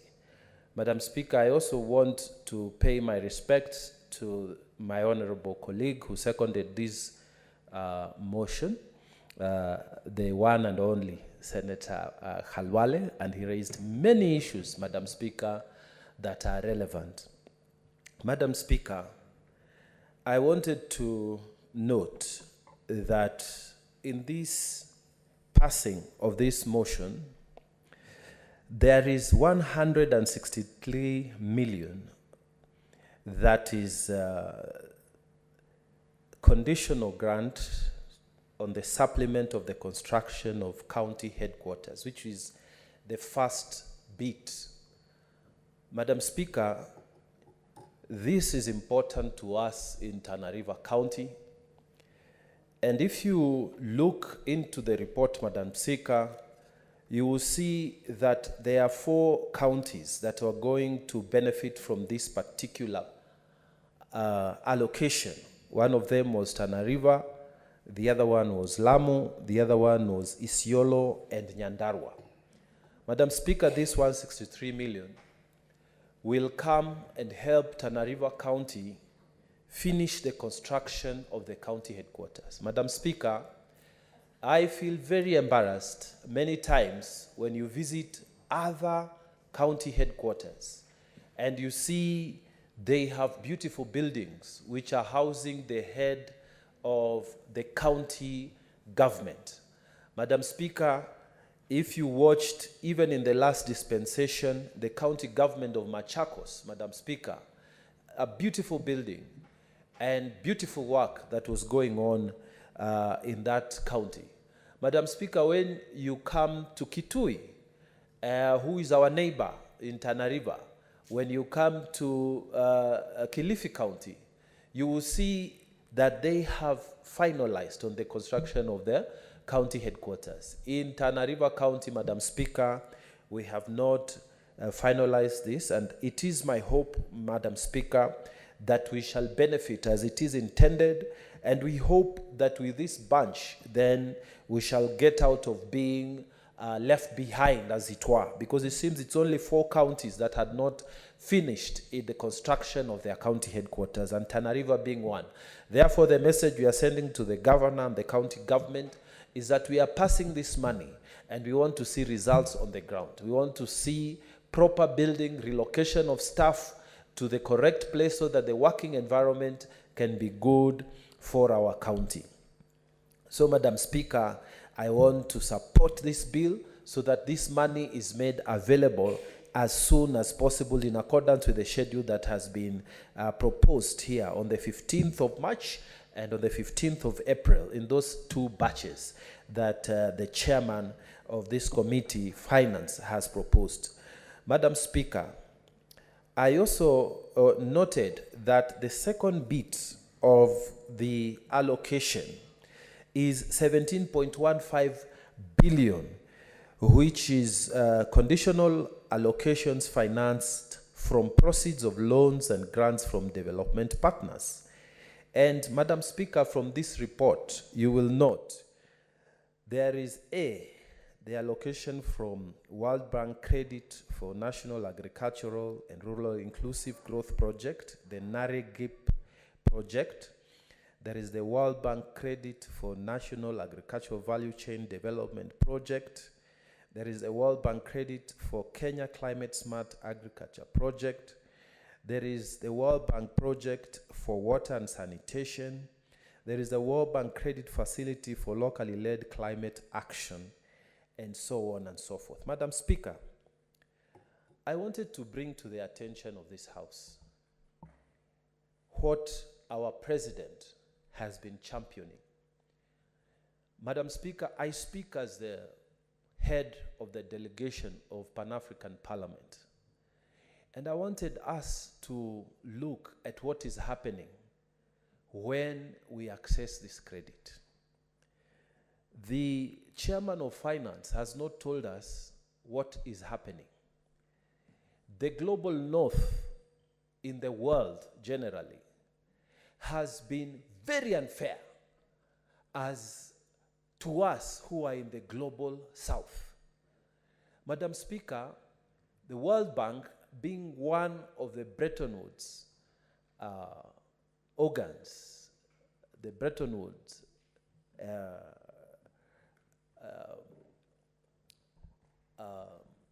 agencies, they have been, believe it or not, giving credit to the global north at something like 0.01%, and you access a big facility for development in your country. When you come to the global south, let's say Kenya wants to access the same facility.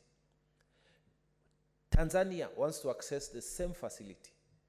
Zambia wants to access the same facility. You will find that Kenya will go to the same Bretton Woods institution and you will be given the same facility but at 10% loan, Madam Speaker. That means when Kenya is repaying this loan, when Zambia is repaying this loan, when Tanzania is repaying this loan, we are repaying it at 100 times the amount of money that USA will pay, France will pay, Canada will pay. The global north has rigged the financial system against the global south. And Madam Speaker, I was very proud to see President Ruto taking up this issue at the African Union in the recently concluded meetings. Madam Speaker, we need to ask these questions, not only in this parliament, not only at the continental level, even at the international level. Something is wrong. We are being told we are backward, we are behind. Kenya is being told you have loans and you are not doing well. But then I go to the same institution, you give the USA at 0.01%. And then I go to the same institution as Kenya, you give me at 10%. Meaning, if I'm taking $100 million facility, I will pay 100 times more than what the US will pay. How fair is this situation to the countries in Africa? How fair is this situation to Kenya? So, Madam Speaker, as we celebrate the giving of these facilities to us, we must start questioning what we can do to raise our own sources of revenues. We must start talking as Africa where we can get money Let us involve more the African Development Bank. Let us involve the infrastructure and the multilaterals that are based in Africa, rather than working with institutions like World Bank and other multilaterals that are rigged against us. And Mr. Speaker, the problem with the Senate in Kenya, the problem with the Parliament, the National Assembly in Kenya, they have no idea what is happening. We have a problem, and we must consistently fight to restructure the global financial institutions that have been rigged against the global south. We must continue this battle. And I'm very proud, very, very proud to see our president, having understood the issues as they are, debating these things, raising these things at the African level, the AU functions. And we pray that this will continue. Madam Speaker, as I make my contribution here, I want to state again, it is time we look again at our debt level. This country needs to find a way in raising our own money so that we don't have to go to these Western institutions that have really impoverished us. They say they are helping us, but in actual fact, they are helping their brothers and their sisters in the Western world. They say they are here, they are giving us aid, and they want us to celebrate, but in actual fact, they are making money out of us. Because when you charge me 100 times more than when you charge another country in the West, you are actually riding on our back. And we need to discuss even the loans that have been paid by this country and the loans that we are servicing. Madam Speaker, as we thank these people who have helped us so far, we need to ask ourselves questions. What can we do as Africa? What can we do as a country? So, Madam Speaker, I want to urge this Senate, as we pass this report, to think again. There are initiatives that this administration and the President Ruto has started. When we talk about the national lottery, when we talk about the hustler move, when we talk about creating a culture of saving for this country, let us support these initiatives, because these people are also giving us money from what they saved from their own finances. Let us raise that culture of saving so that we can borrow from within our resources, so that our country does not go to more debt, so that our country is not exposed to discrimination by the World Bank and other Bretton Woods institutions. Madam Speaker, this is the way that we are going to help this country grow, and this country will not grow from these loans. And it is another thing that my learned friend, my colleague, the Honorable Kalale, has talked about. This money is expensive that we are taking. We are praying that the governors who will receive this money from all the 47 counties, now this is the 17.159 billion. This money will be used well. We want the governors to know that we are borrowing this money. These monies are being borrowed from World Bank. They are being borrowed at 100 times more than what Britain is paying, because these are their institutions. These are institutions that are making them richer and richer. So let us not misuse these monies. Please, the governor of Tana River and the other governors, let us not misuse this money. Have a heart for the people of your county. Use this money for the benefit of the people. This is not free money. This is not government allocations. This is not direct money. This is money we are borrowing, and we are borrowing it 100 times more than what the UK and Britain, what the UK and the US and France and Germany, at the rate they access this money from these Bretton Woods institutions. So use this money fairly for the benefit of the people. And we as senators, don't feel bad when we come for you, because when we are coming for you, we are aware that this money is expensive. And when you misuse this money, we shall come for you at that county level. And it is not politics, because some people think when we are doing our oversight, when Honorable Kalwale is saying that there's been so many billions pumped into Kakamega and the money is not being seen on the ground. When I stand to say the same thing for Tana River accounts, people start thinking that you want those kind of seats. No. As senators, we know these monies are difficult to access. We know these monies are expensive. And when it comes to the people, we want these monies to be used for the purpose for which we borrowed it and we approved it, for them to come to you. I hope governors somewhere are listening. I hope CECs somewhere are listening, that if this money is misused and it comes back to us through the Public Accounts Committee of the Senate, we shall not be very kind to those people who will be found to have misused these monies. Madam Speaker, with those few remarks, I want to again support and congratulate the chairman for the work they have done in this committee. I thank you, Madam Speaker. Thank you, Senator Mungatana.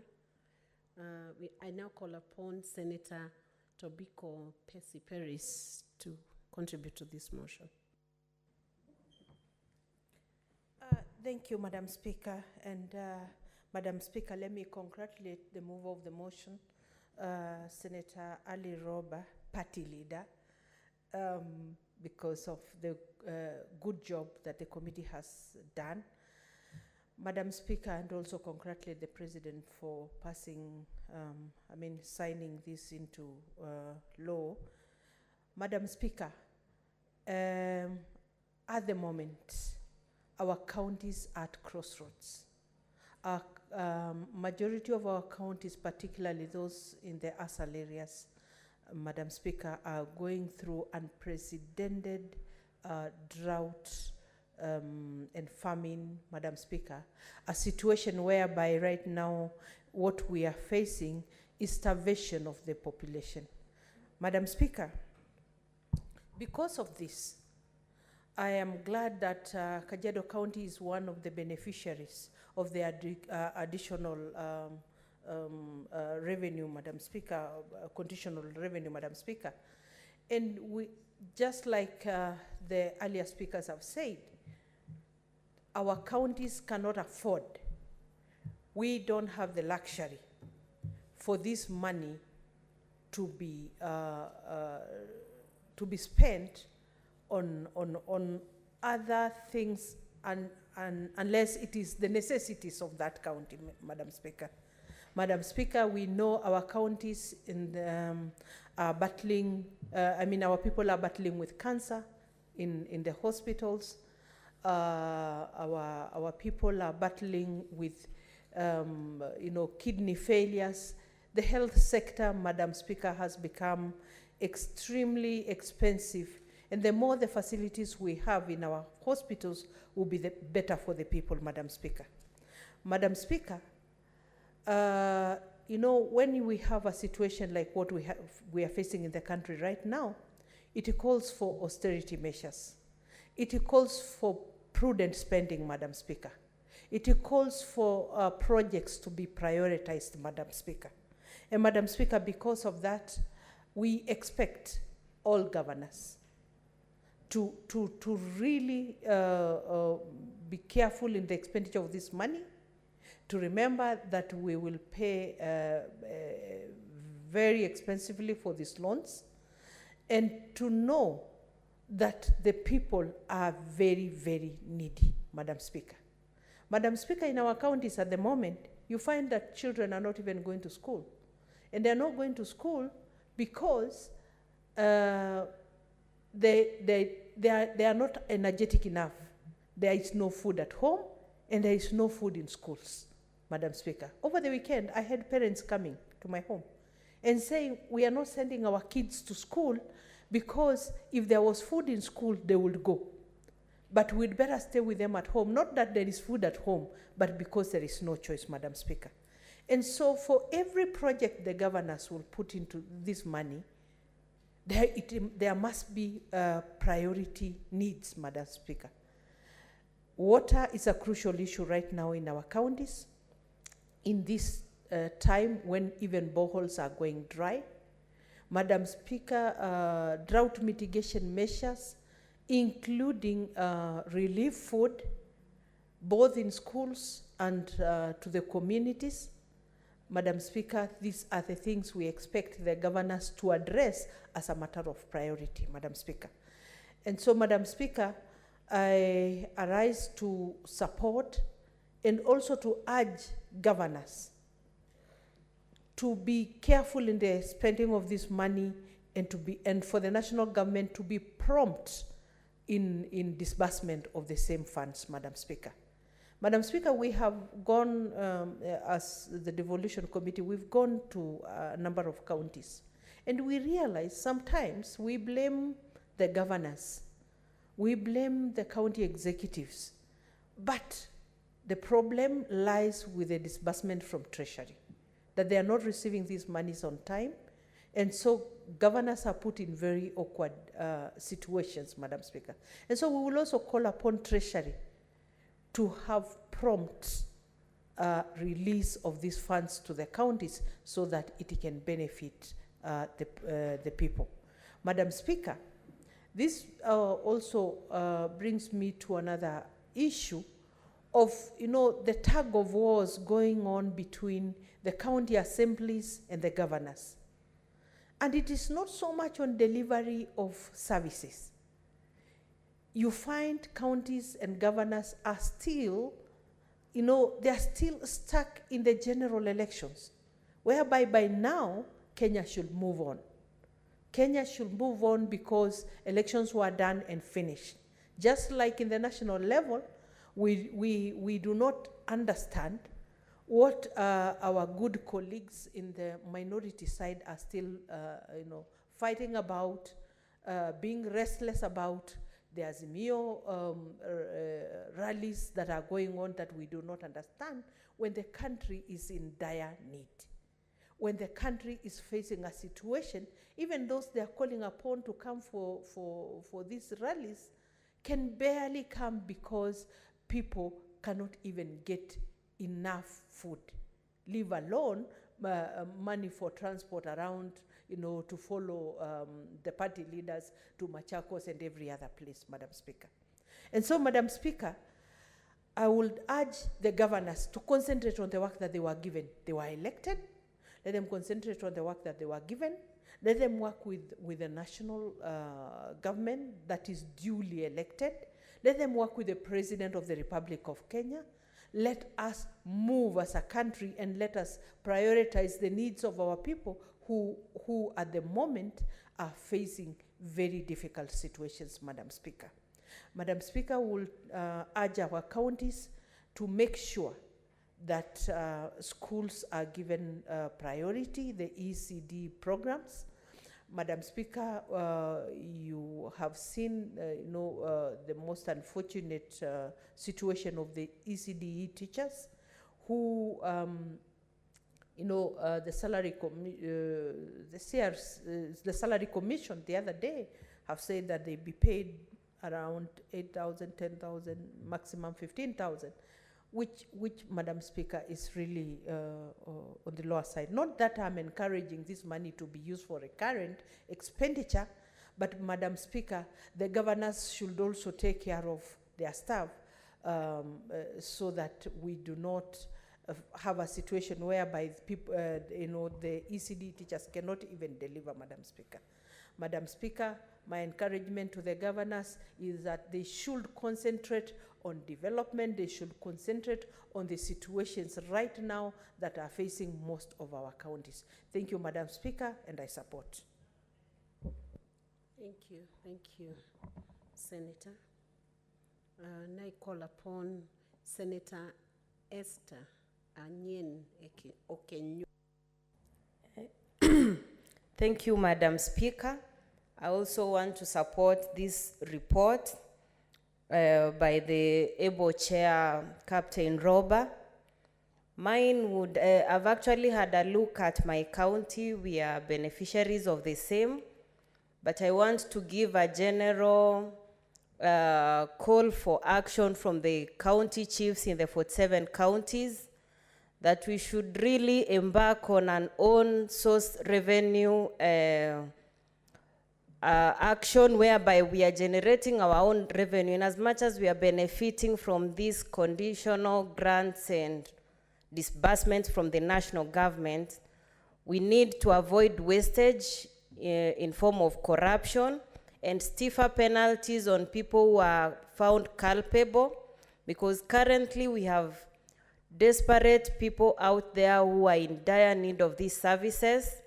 Devolution came to ensure that services get closer to the people. But what we are seeing now, services are getting closer to the people, but they are not being able to benefit because of wastage of these resources. We have county chiefs who are also over-promising on what their counties can generate.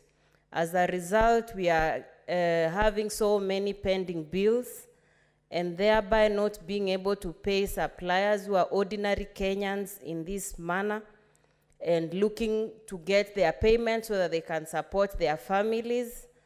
So mine, Madam Speaker, is to support the report, yes, but urge county chiefs in the 47 counties to minimize on wastage, and stiffer penalties applied on people who will be found culpable of these activities that are contributing to losses, knowing very well this money is borrowed.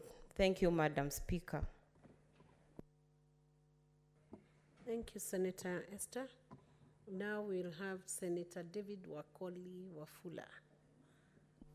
Asante Spika kwa fursa hii ambayo mmenipa kuchangia hususan mada ya kuangazia pesa zinazokwenda mashinani. Tunapopiga kurunzi mashinani, kuna kaunti ambazo kwa sasa zimeshindwa kuwapa wakulima pembejeo na mbegu za ukulima kwa sababu fedha hazipo. Na hizi pesa zitakapoachiliwa, natumai kwamba wakulima watapewa nafasi bora, wanawake, mayatima, ili waweze kujipanga katika msimu huu wa upanzi. Vile vile, serikali imetoa mfumo mpya wa kutoa kidato cha 7 cha 8 hadi shule za upili, na hivi kwamba inahitajika miundombinu ambayo kwayo watoto wataweza kupata madarasa, kupata madawati na vitabu. Vyote hivi vinahitaji pesa ili yote yawezekane. Katika sekta ya kilimo, tunajua kwamba kuna sekta mbalimbali ama viwango mbalimbali ambavyo serikali imeweka pesa. Lakini lazima tujue kwamba pale ndani kuna kupe katika serikali hizi, ambazo kwazo hujificha katika miradi hii na kupunja pesa za wakulima. Ningependa kuwarai mawaziri wa kilimo na serikali za kaunti kwamba sisi kama Senate tutamulika hawa watu, tutawapuliza dum kuhakikisha kwamba pesa za kaunti zinafanya kazi kwa mujibu wa sheria. Nikimalizia, pesa hizi zitakapofika, ni kuhakikisha kwamba vile vile kuna mustakabali mwema kati yetu na magavana na serikali za kitaifa, serikali ya kitaifa. Sasa sitarajii kwamba watakapopata pesa wakose kulipa pesa ambazo zinaenda kwa halmashauri ya afya, halmashauri ya kijamii NSSF, na vile vile kulipa ushuru, kwa sababu tumeona katika vitabu vya hesabu kwamba wafanyikazi wa serikali wanalipwa mishahara, lakini pesa zinakazoenda katika kulipa ushuru katika serikali ama kugharamia matibabu katika sekta ya afya hazitumwi katika NHIF. Sasa tunataka pesa hizi zitakapokuja, hawa wafanyikazi vile vile wapewe haki yao kwa kulipa ushuru, NHIF na NSSF, haya madeni yaondolewe. Nikimalizia, kuna wachapakazi wa kandarasi ambao kwa muda mrefu pesa zao hazijalipwa. Haiwezekani tuwe tunawapa pesa kila uchao, lakini hawalipi madeni ya wafanyikazi wanakandarasi. Sasa tutakapotoka hapa vile vile, tutataka kuhakikisha kwamba mfumo wa bottom up, wale wachapakazi wa mashinani walipwe pesa zao, wale ambao wako katika ratiba ya mwaka 2023-24 wapewe pesa zao, ili kwa pamoja tusonge mbele na tuimarishe nchi yetu ya Kenya. Asante sana. Thank you, Senator. We will now have Senator Samson Cherargei contributing to this motion.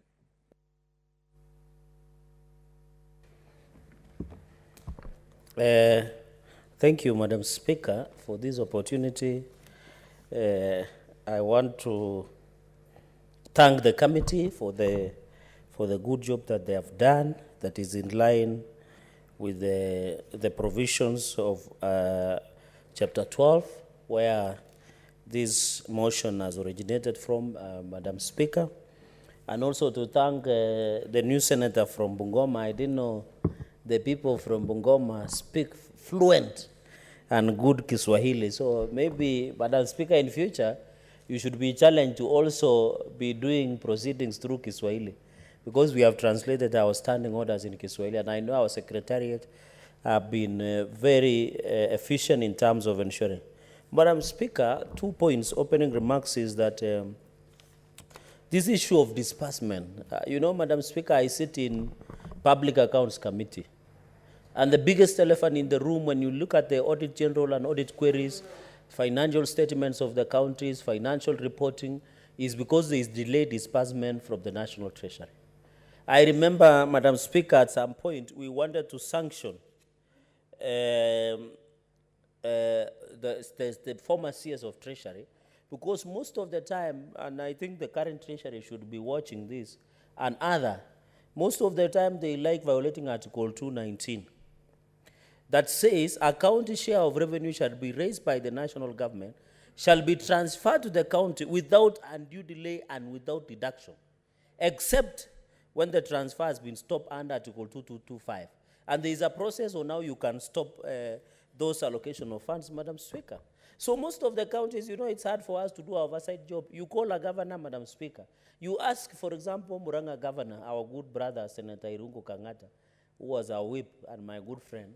You ask, what did you do in Maragua, or in Kiharu, or in Mugoiri? What did you do this road from this point to another?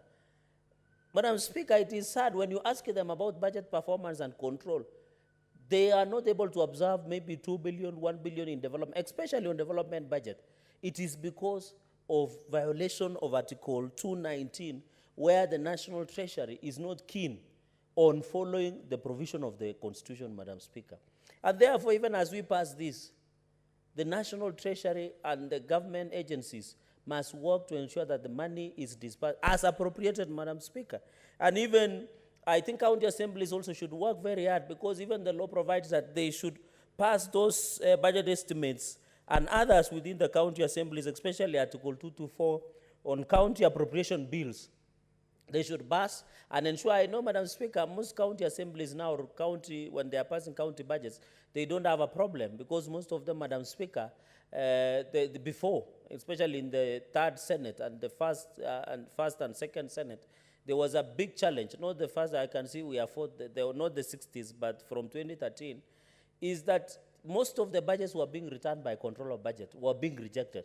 But I'm happy with the capacity of building county assemblies. At least the processing of budgets for county executive and county assemblies, Madam Speaker, is becoming much more easier. The third point, Madam Speaker, I wanted to move is that, I'm not moving the bill, to state, is that we need to relook about financial autonomy of county assemblies. That's a soft underbelly in terms of our primary oversight, Madam Speaker. We need to give them financial autonomy as per the PMF Act. Madam Speaker, can you believe the governor of Muranga, or governor of Nairobi, or governor of Nandi, the CCM in charge of finance as per the PMF Act, gets the money through CRF and their bank account here in the National Treasury. It is processed to the county government. Then the clerk of the county assembly makes a requisition for that money to be taken to the county assemblies. Then how do you expect MCS to oversight? When the governor is holding, and that's why I heard my brother, Senator Boni Halwale, to saying, you know, accountability in Kakamega, what was it? Those MCS could not oversight. If they oversight, the governor will not give them the money. They'll go without salary, without car loans and mortgage, go without allowances. They will go, and you know, the MCAs are the first line of defense for wananchi who have small arambe's, baby showers, funeral committees, among other, Madam Speaker, even preparation of weddings in the villages. I don't know whether they also participate in preparation of bullfighting matches. But, Madam Speaker, the point I'm trying to make is that the CCM makes a requisition.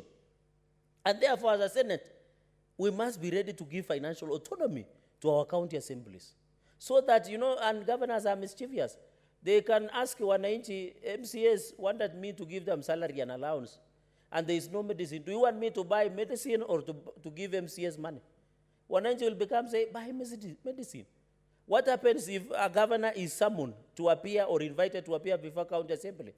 They will use their power to withdraw and ensure accessibility, Madam Speaker. So I think there was a policy before, but we need to amend the PMF Act, and I appeal to the House, Madam Speaker, let us give financial autonomy to MCAs to be able to perform their duty. Madam Speaker, I've seen Nandi County, through the total conditional grants from the national government, which is provided for under Chapter 12 on Principles of Finance, is getting a total of, Nandi is getting a total of 153, 297, 872, and of course there is conditional leasing of medical equipment. But I'm thinking, you know, this medical equipment, I once investigated with the chair of health, former senator of Trans Nzoia, and we found this was an automatic rip-off. This medical leasing story about counties. Can you believe, Madam Speaker, and then counties were leasing syringes. Can you lease a syringe? They were leasing gloves. They were leasing bed sheets. Madam Speaker, this was an outright rip-off. And I expected the chair of, and you know he knows because he's a former governor and a current senator.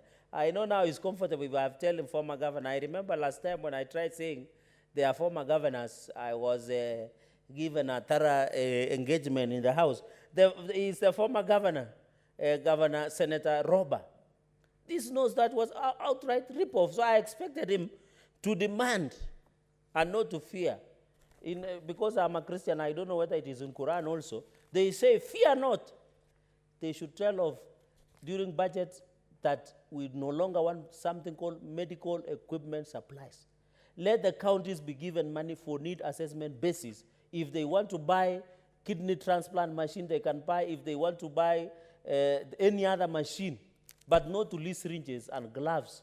And Madam Speaker, those contracts was queued and affected even our oversight and transparency and accountability, Madam Speaker. So on the issue of medical, and I can see Nandi is getting 153, and I think, Madam Speaker, number 4, or the 5th, is the issue of accountability is not negotiable. Governors should be told as much. When governors are demanding additional money, I've seen them making a lot of noise, shouting at us. I saw the Deputy President saying, there is no additional we cannot add. If you think you want to whip us, so whip us because the economy is not doing very well, Madam Speaker. I agree. But governors, I want governors to use the same energy to account for money the way they are demanding for more. Madam Speaker, I have sat and it is paining because the work of oversight, Madam Speaker, is I'm a mortician. We are doing a postmortem on a dead, so our work is just being a mortician. We are looking after the fact. Because we come and look at the audit queries of Kakamega and ask what the Bugungu Stadium consumed. Who was the contractor? What was the scope of works, Madam Speaker? We are just morticians. We are operating on somebody that is already dead, Madam Speaker. And therefore, Madam Speaker, governors, there is no option. And Madam Speaker, in issue of accountability, the biggest soft underbelly, and I don't fear to say this, is EACC. Ethics and anti-corruption are now part and partners of allegations of corruption within governors. Because when whistleblowers, Madam Speaker, and these are serious whistleblowers, leave the others that were seeing and as mere rallies, and you can see minority side have also run away because they are using fake whistleblower. Serious whistleblower that is under Witness Protection Fund. When they report these issues to EACC, Madam Speaker, the EACC officers are wrong. They go and see the governor and show him the evidence, and then they also eat. That's why when you go to Mashinani and ask 190, this thing has been reported to EACC, but no action has been taken. And when EACC arrests, they arrest clerks. They go for Omena instead of Mbuta or the big fish, Madam Speaker. And that is where the challenge of accountability lies. Because even as a committee, Madam Speaker, I know you will ask us. We table very nice reports, very good ones here before the floor. The Secretariat, your office of the Speaker has done a good job, facilitated our work. We table with serious recommendation, Madam Speaker. But when you table, there is no implementation mechanism. Instead of DCI, EACC Controller of Budget or Auditor General, even under Article 224, where, Madam Speaker, it is being demanded that a county that has violated the law, they should not receive any allocation, Madam Speaker. But they go ahead and become part, Madam Speaker, of this. And therefore, Madam Speaker, even for us who are believers, Madam Speaker, in the Holy Book, we must account, Madam Speaker. I know time is spent, but this is a serious matter. This is very important for this House. And I think I have 15 minutes or so. How many minutes to go? 10 minutes. Madam Speaker, we need to be honest, and I like and I'm happy the person who did this report is a former governor. So he was doing with an inside of understanding. When you look at another point, number 7, county supplement for construction of county headquarters, I want to thank, before looking at this 163 million, and I think, for example, Nandi, we are still ongoing with construction of county headquarters. Nyamira, Madam Speaker, we are still going construction of county headquarters. I think Tana River, a number of counties. Senator Chadaligi, I don't want to interfere, but it's 6:23, yes. So you know we have few minutes. Bear that in mind as you continue submitting. Oh, okay. No, Madam Speaker, I would have wished this conversation, even the people who boycotted the House should be here, because that's the reason why they are here. Because it's one, of course, yes, I understand, but so that we dispense of. So I want to thank for finally, Madam Speaker, the accountability question, the governors, they are not going to hide anywhere. Governor Oparanya tried to go in 2013 to court to block governors appearing. But the courts ruled in our favor. I want to ask senators, the Supreme Court advisory and our role under Article 96 is very crystal clear, Madam Speaker. And therefore, even for Nandi, for example, Madam Speaker, there is nothing going on. County headquarters are stalled. Kabiet Creameries, dairies, and I've seen Narek, Madam Speaker, it has consumed a lot of money. There is no value for in Kabiet. Kiborgok, for example, Madam Speaker, we have 256 acres, and that is on-source revenue. Counties are not being creative in terms of on-source revenue. For example, in Nandi, we have an estate called Kiborgok Tea Estate. That is 256, Madam Speaker. And it generates 13 million. 13 million, Madam Speaker, and I know you come from tea growing area.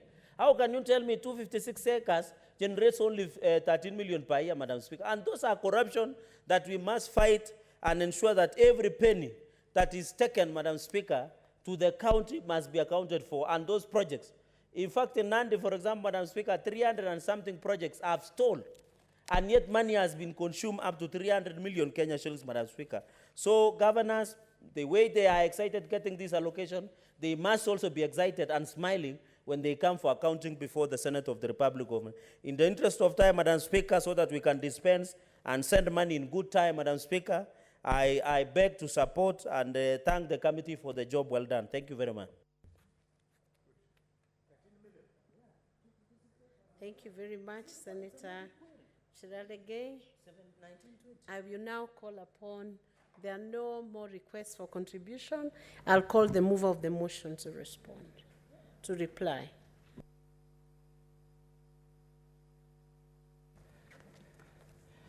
Thank you, Madam Speaker.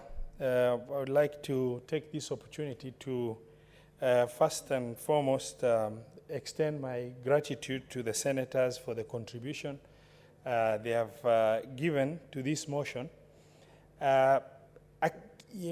It is very important to understand that this money is not small amount. It is including the 163 million for construction of county headquarters. So you're looking at 17.319 billion shillings being released to the county governments within the next 3-4 months. Even in as far as the impact it will have in terms of circular flow of income in the country, because the 47 counties stand to benefit from this money, it is extremely critical and extremely important role and function of the Senate for us to be able to, prosecute a matter that is so critical in terms of releasing additional money to county governments for purpose of making sure the county governments are able to do this function.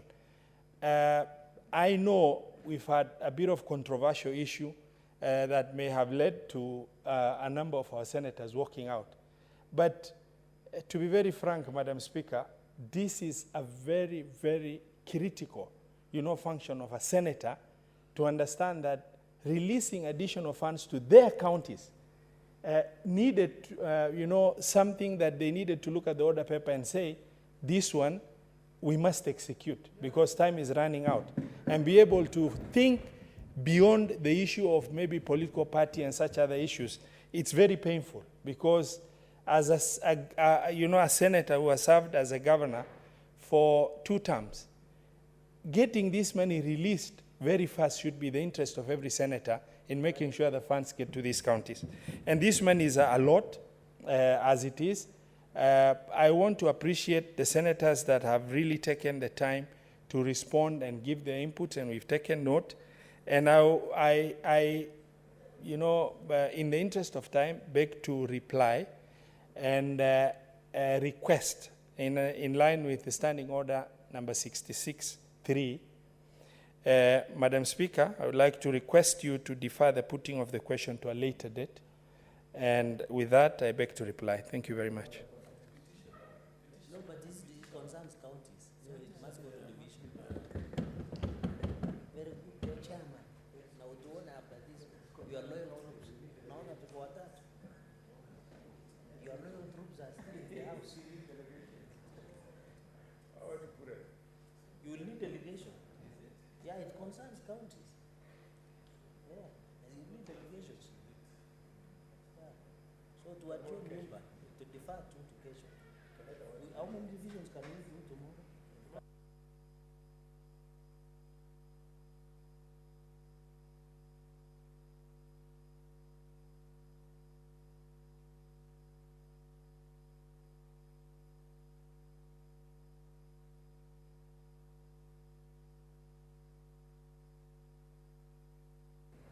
Honorable Senators, I want to thank you most sincerely, first beginning with the mover of this motion.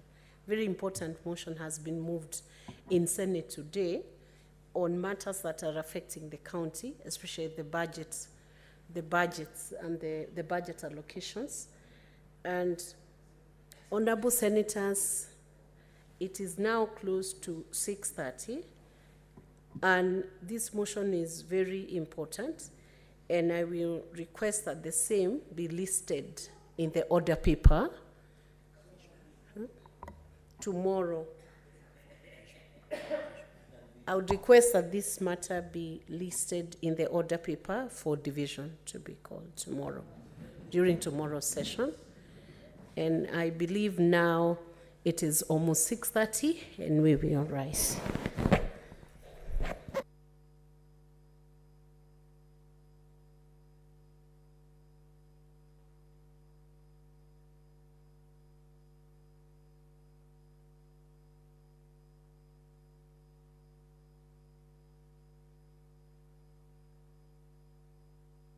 Apologies for that. Honorable Senators, it's now 6:30 p.m. Time to adjourn the House. The Senate now therefore stands adjourned until tomorrow, Wednesday, 22nd February 2023 at 2:30 p.m. Thank you.